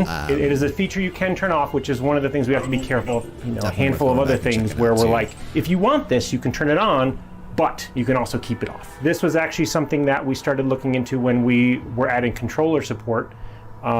There's a lot of paths that we could have taken with controller support.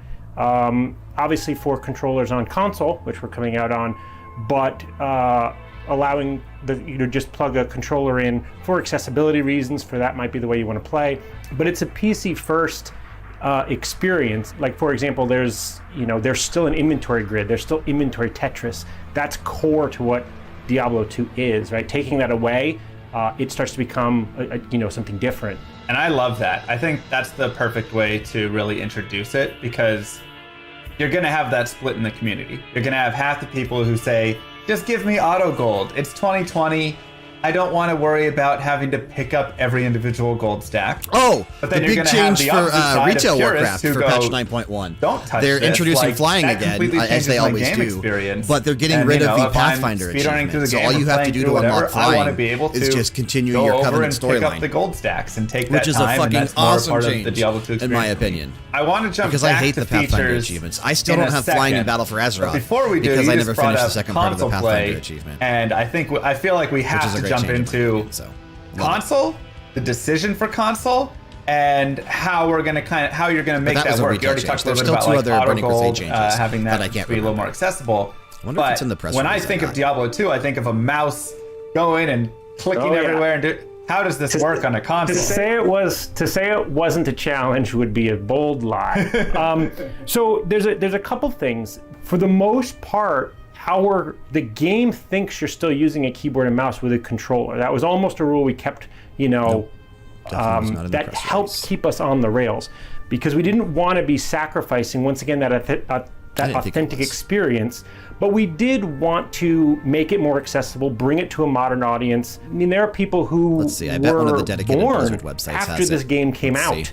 that we want them to enjoy it and play it. And a lot of those people are used to, just more modern titles that could use a controller. Also from an Okay, Kyle, so accessibility, during just the allowing you to plug in a Hearthstone controller panel, helps it looks for- like for I'm many of the reading here people to on, get to enjoy the game. Blizzard Watch. The biggest thing I think that we the new are, mode two big in things, we'll say. Hearthstone, Mercenaries, One is inspired by you're Slay changing the the way Spire. you play the That game is said right from here, so. being kind of an eye in the sky and telling your hero what to do by clicking on areas to actually being your character and directing them. So pathfinding is gone, right? Because you're doing the pathfinding and things like that, which creates some very interesting things. For example, the sorceress's teleport is meant to teleport to wherever you click. Oh, here we go. So in that area, when you're playing they're on making the console, raids a little bit more we difficult will in Burning have Crusade. I guess what they did for Classic was when they released the raids, they released them in like their pre-nerfed state or whatever. Leap, although that was interesting because it levels. Now they're not going to do that because they feel like challenge. Like, the I'm a players move necromancer through and the I need to content too target fast an because they know item what on to the do. ground that has So a they're going to try to make the raids a little bit more working so challenging far, for us but in the you guys Burning will be the Crusade ultimate judge of Classic. And then there was, I think, we've had a lot of talks back and here. forth, playtesting and things like that.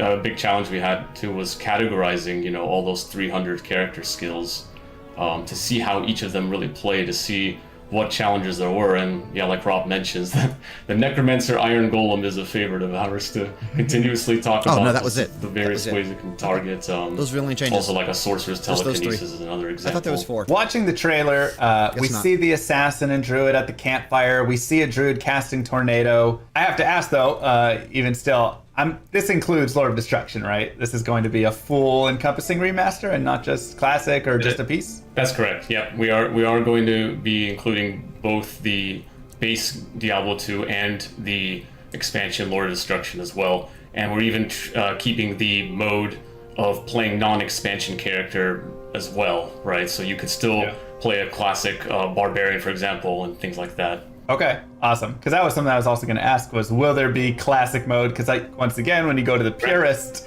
you always have the people that go back all the way and they're like, classic is pure and that's it, and I won't play anything else. Yeah, it was very much a mode we wanted to keep. Even based on popularity, it might not be as much, but it's still a part of the game, and it still leads to interesting ways of playing too, right?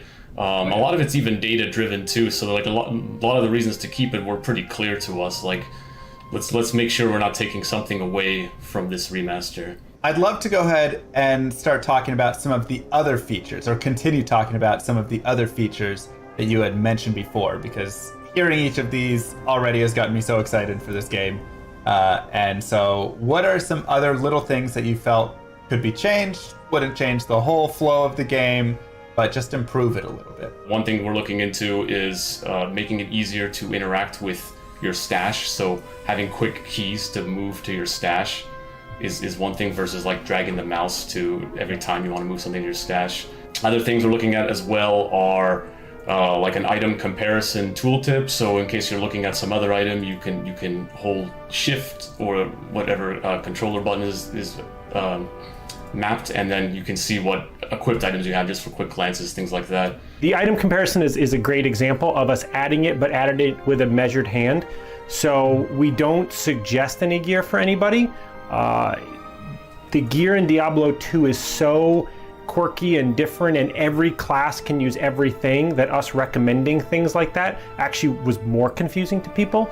So you hold shift and it's like, here's what you got equipped, here's what it is. I think that's the great way to do it with Diablo 2, because I agree. I mean, I think that's one of the best parts about Diablo 2. The items are so fantastic, so unique in their own design, that it would be near impossible to have a tooltip that could actually recommend one or the other, you know, because it's all so unique to every situation and character and skill build and everything.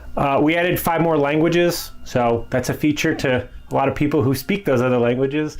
The whole front end is pretty much modernized now, so your character is much bigger front and center right in the beginning, and you'll have a backdrop of whatever act you're in. So that's all been streamlined. You can still, play online or offline, but that flow has been improved. So what are your favorite changes that each of you have within the game so far?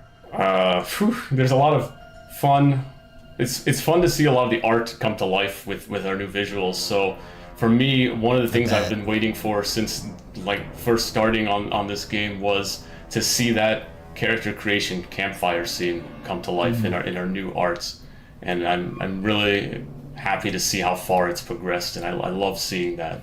It's just such an iconic moment. It's the first thing you really see in the game before you get started, and it's amazing. Can I say all the art? No, I'm just kidding. So we added, like Rob mentioned, we added like an act-specific screen in the front end.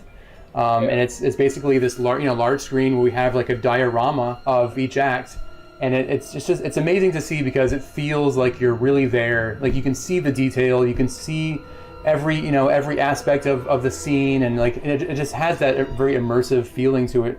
So that's probably my favorite part. I think mine is a little bit more squishy.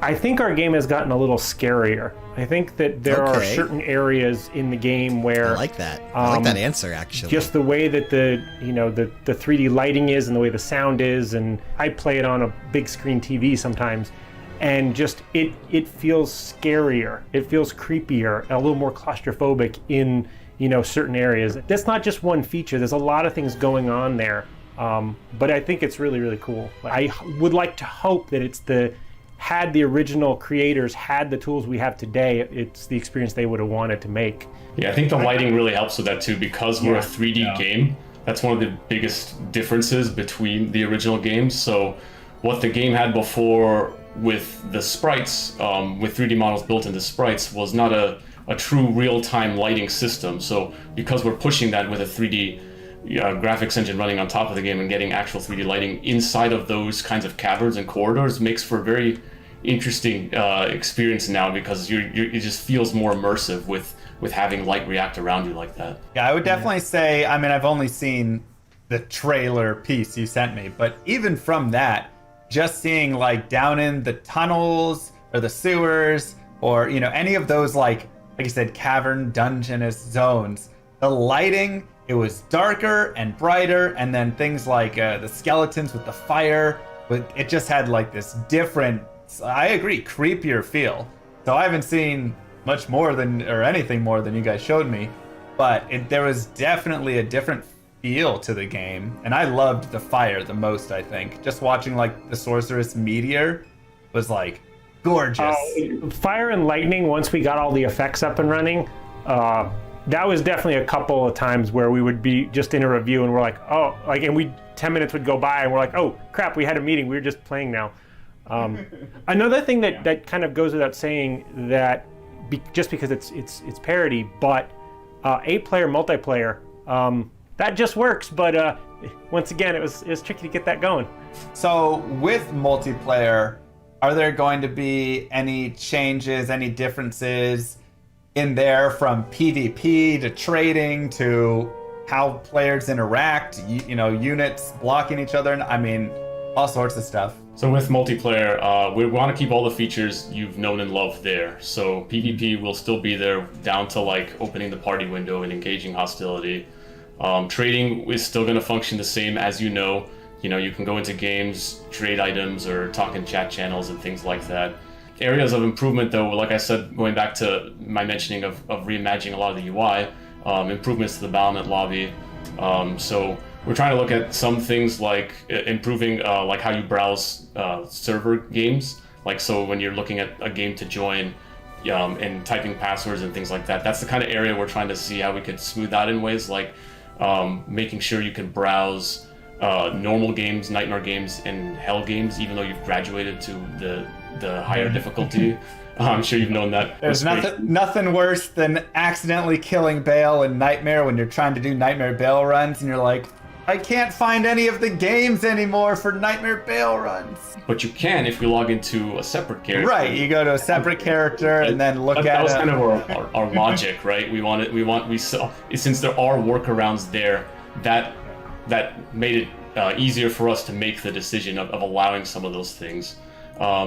Another change is also looking into reducing ladder seasons overall. So right now, ladder seasons in Diablo 2 are 6 months, and we're looking at reducing that as well to help have more engagement and kind of drive more incentives too. You know, 6 months is a long time, and we're looking into like if we make it shorter, we could probably have greater beats throughout the year, as well as seeing people strive harder for getting like that to that level 99, right? So is there going to be any reward change on that, or will it just simply be, you know, the same standard? You get to 99, you're 99 on that leaderboard, and I mean that's a giant reward in itself, but I don't know if there's any other piece go up on the Battle.net website or something. We're not looking into adding anything beyond what the game really did, but in some ways there will be some things that kind of come out of because of what we changed. So we have the ladder,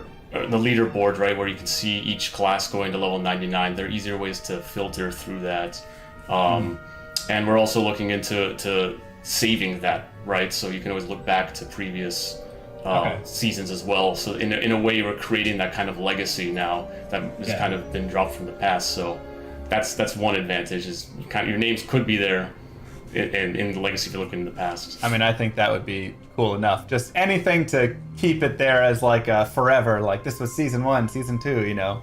Like that's when I got my 99. Because I know a lot of people like to go and reflect kind of on their old characters and pushes and stuff like that. Character expiration will not be a thing anymore, by the way. Due to modern Battle.net integrations, we do not have to. You will not have to worry about refreshing your character, so they will stay with you. Awesome. Will there be anything different with like character names then, if that's the case? Oh, yeah. So this was one that we talked about for a very, very long time. So because we are moving to global servers and we have cross progression, we will allow duplicate names because with everyone being in the same thing across all consoles and all platforms and other things like that, you would very quickly bump into duplicates like day one. And so we are allowing duplicate names. However, they will also be appended with your gamer tag or your Battle.net ID or other things like that, so that you are still unique. But this also allows us for people to play the game quicker because we can autofill in your name, other things like that. Rob touched on it a little bit, but another mention there was going to global servers as well. So this is a new thing we're doing where the concept of US West, US East, Asia regions, and EU are no longer going to be a thing in terms of like being on separated servers. So now for the push for a global play with Diablo 2, you can now be able to join across people around the world. I think that's a fantastic change. That's always been one of the like saddest parts is like they're on EU and I'm on, US East, and then my other friend's on US West, and it's like, how do we get us all together? Okay, somebody has to make a sacrifice there. And so that seems like a really positive change. So far, you guys are killing it. I'm loving absolutely. I just want to say, I'm loving all of the changes and all of the decisions that have been made. It feels like you're really respecting the integrity of the game, but really bringing in a lot of that quality of life, because Diablo 2 just had some of those pain points like muling and separate servers and all of that. So I just want to throw that out there really quick. There's a lot of love and care going on into this. Like we're very passionate about Diablo 2. I can even give you a little anecdote of when I started on the team. I was asking around too. Naturally, as a designer, I want to know as much as possible about this game in order to make good decisions on a remaster. So I asked around what kind of files and leftover archives do we have from before, from Blizzard North, and I was told I was given some, and I was told that was it, which I quickly disbelieved because I like to just do my own little digging arounds to find out things. So I dug around a lot in a lot of archives, and I looked around in different teams as well, because naturally a game from 20 years ago, people have moved on different teams, and where has data moved around across our other games across Blizzard. So it was within folders, I like to say, that I found a lot of old source files from Diablo 2. A lot of things within folders of saying stuff we should archive. And there was a lot of stuff to archive indeed, because there were a lot of things we're talking model source files, old tools that Blizzard North used to create the sprites and things like that. All these things I spent months and months organizing and communicate that out to the team and help getting Blizzard library team and other people to help out too, to help share as much information as possible, which helps a lot with when we're adapting some of these models and whatnot and making new art out of it, because sometimes those pixels aren't good enough, and if we have some kind of source model to look at, if we have it, now we can make even closer decisions. On that day when he found that, I think that really helped me greatly. We sent all of that imagery, even the models, I think we sent over to the outsource teams and different art teams, which they used as a stepping stone. The only piece of art we actually reused one-to-one were Tyrael's wings. So we actually took the Tyrael wings from the old Max file and then just repurposed that for ours. We did very little work, very little modernization of that. We just made it work.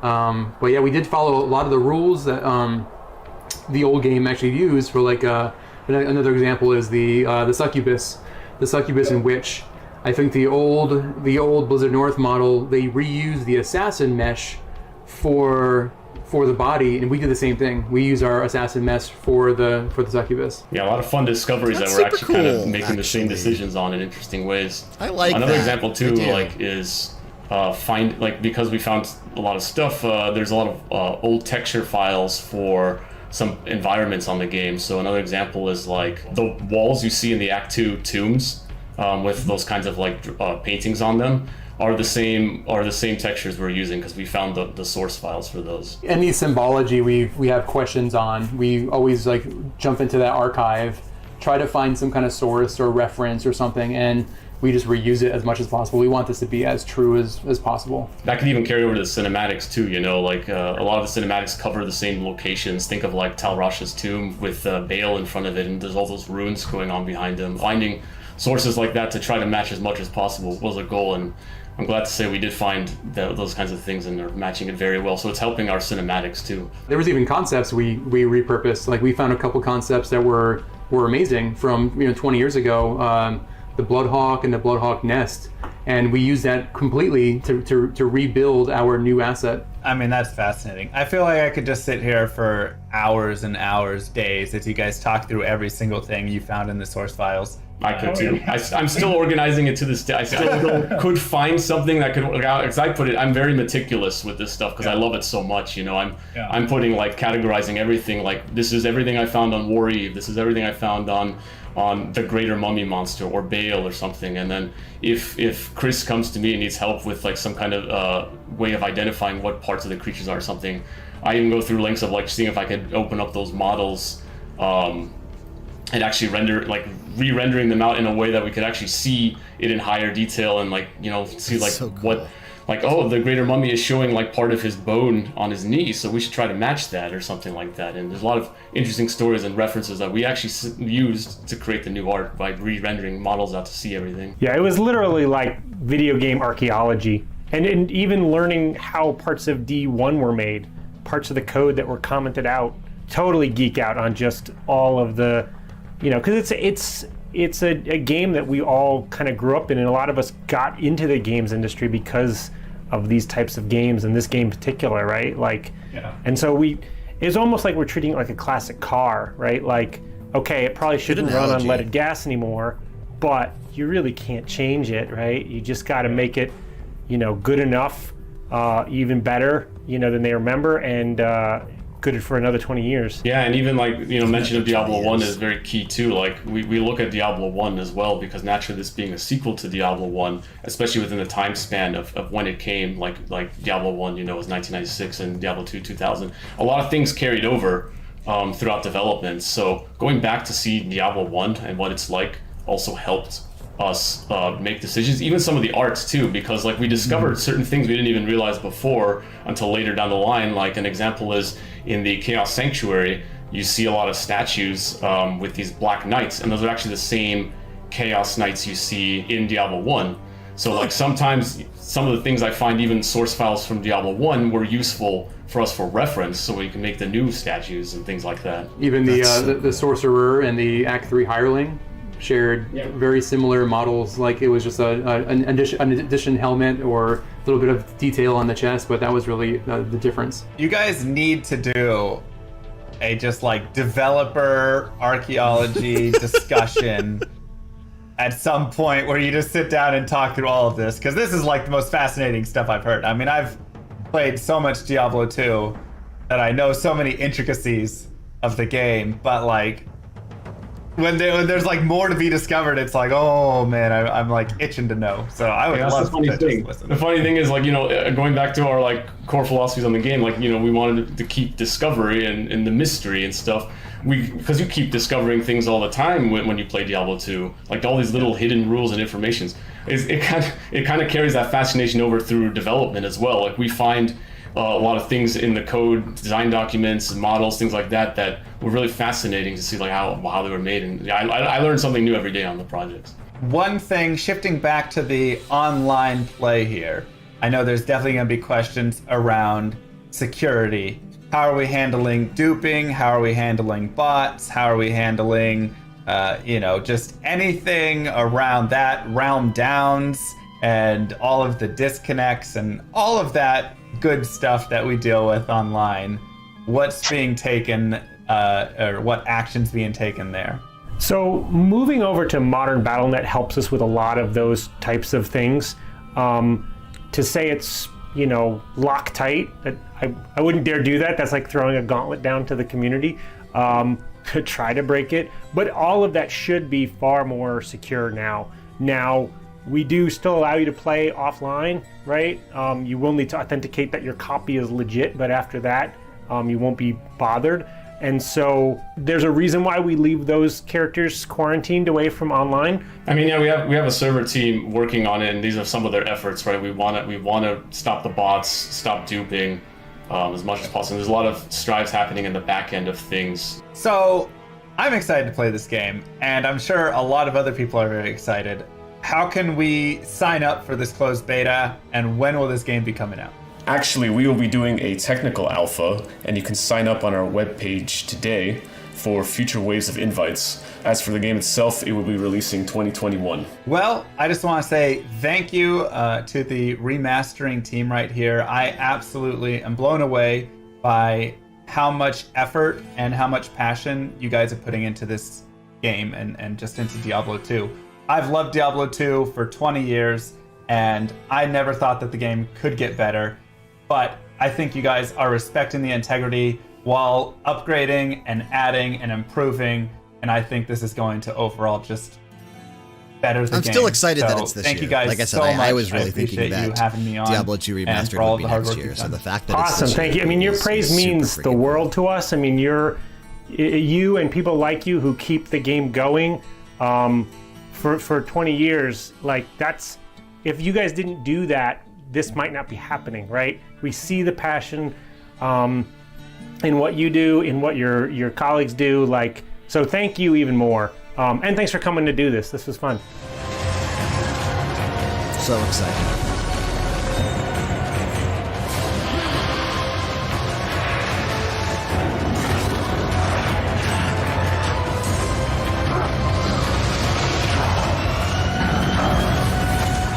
Can't wait. Hopefully it's not too long, but we know it probably will be much later into the year when we get our hands on Diablo 2 Remastered. So I honestly think that like that was the end for the most part of everything that I cared about, right? Dolby is a proud partner of BlizzConline. Dolby is a proud partner. Watch Shock versus the Let's see World here. in Dolby Vision and I'm pretty Dolby sure that was the Atmos, end of it. only in the Dolby Access app. Coca-Cola, the official It's actually the end refreshment of period. BlizzConline. This is it. Just a recap is now. So that's legit the end of day one. Okay. So that, my friends, I think is going to do it for me then today. We'll go ahead and turn that down, not all the way. We'll leave it on just yeah, that's probably good right there. Anybody that actually hung out this entire time, I don't know that anybody stuck around for the full, well, I guess I could full screen it. That's stupid of me to leave it not full screened. Anybody that actually stuck around for the full 3.5 hours that we've been live covering day one of BlizzConline, I super fucking appreciate it. I really do. Thanks to Kyle for coming in and reacting to the opening ceremony with me. And then, you know, for us getting to check out the Burning Crusade panel, the Diablo 4 panel, the Shadowlands patch 9.1 panel, and of course the Diablo 2 Resurrected panel. I thought it was a good day for day one of BlizzConline. The only things I'm going to need to go back and rewatch are the Diablo Immortals panel and the... I may catch some of the stuff that I missed in the Overwatch 2 panel, but I might just read about that one too. Who knows? But I probably will watch the Diablo Immortals one here later tonight. I am actually getting a little hungry though, so now that it's 8:30, I think that is a good time to call this reaction video. So again, what is this actually? Hang on. This is kind of cool. So it's sort of like what they did with Metallica earlier. They have, now I'm not familiar with this group, but that's pretty cool. Anyway, thank you so much for checking out another reaction video brought to you by leveldowngames.com, of course. If you enjoyed this content, make sure, wherever you're watching us, because we are multi-streaming to both Twitch and YouTube with this, if you're watching on Twitch, make sure you click that follow button and turn those notifications on so that you never miss when we do go live. We actually went live twice this week for a Nintendo Direct reaction and this. And my plan, because I'm getting an XLR set up next week, is to start streaming pretty regularly again. So at least a couple times a week if I can pull it off. That's my goal. That's what I want to stick with, so we'll see how that goes. And then if you're watching on YouTube, of course, make sure you click that subscribe button and hit the bell so that you get notified every time we upload something. And if you don't mind, hit that like as well to let us know that you appreciated the content. And if you feel so inclined, drop down into the comment section. Let us know what you thought of day one for the opening ceremony and everything else that we checked out here for BlizzConline. I had a lot of fun. I am not going to do any coverage. I mean, we're going to be covering it extensively on the Level Down Games podcast this Monday, but I'm not going to be streaming is what I was getting at there for day two. I actually am going to be doing some work tomorrow night, and I will be out of the house, so I unfortunately will not be streaming any reactions to the panels tomorrow. But they're more just like Q&As tomorrow. I'm still going to tune in and watch after I get home. I want to see kind of some of the stuff that we learned through the Q&As for this is League of Legends, Truck. No, I have no idea. This is just a little concert that they're doing. But yeah, I won't be doing any reactions for day two stuff, but I had a lot of fun for day one, and I appreciate everybody stopping in, checking this out. But I'm going to go get some dinner, and like I said, make sure you tune in Monday for the Level Down Games podcast, where we'll go over everything that we saw for BlizzConline, everything that was in that Nintendo Direct, and a lot more. That's going to be it for me, guys. Take care. I'll see you next time.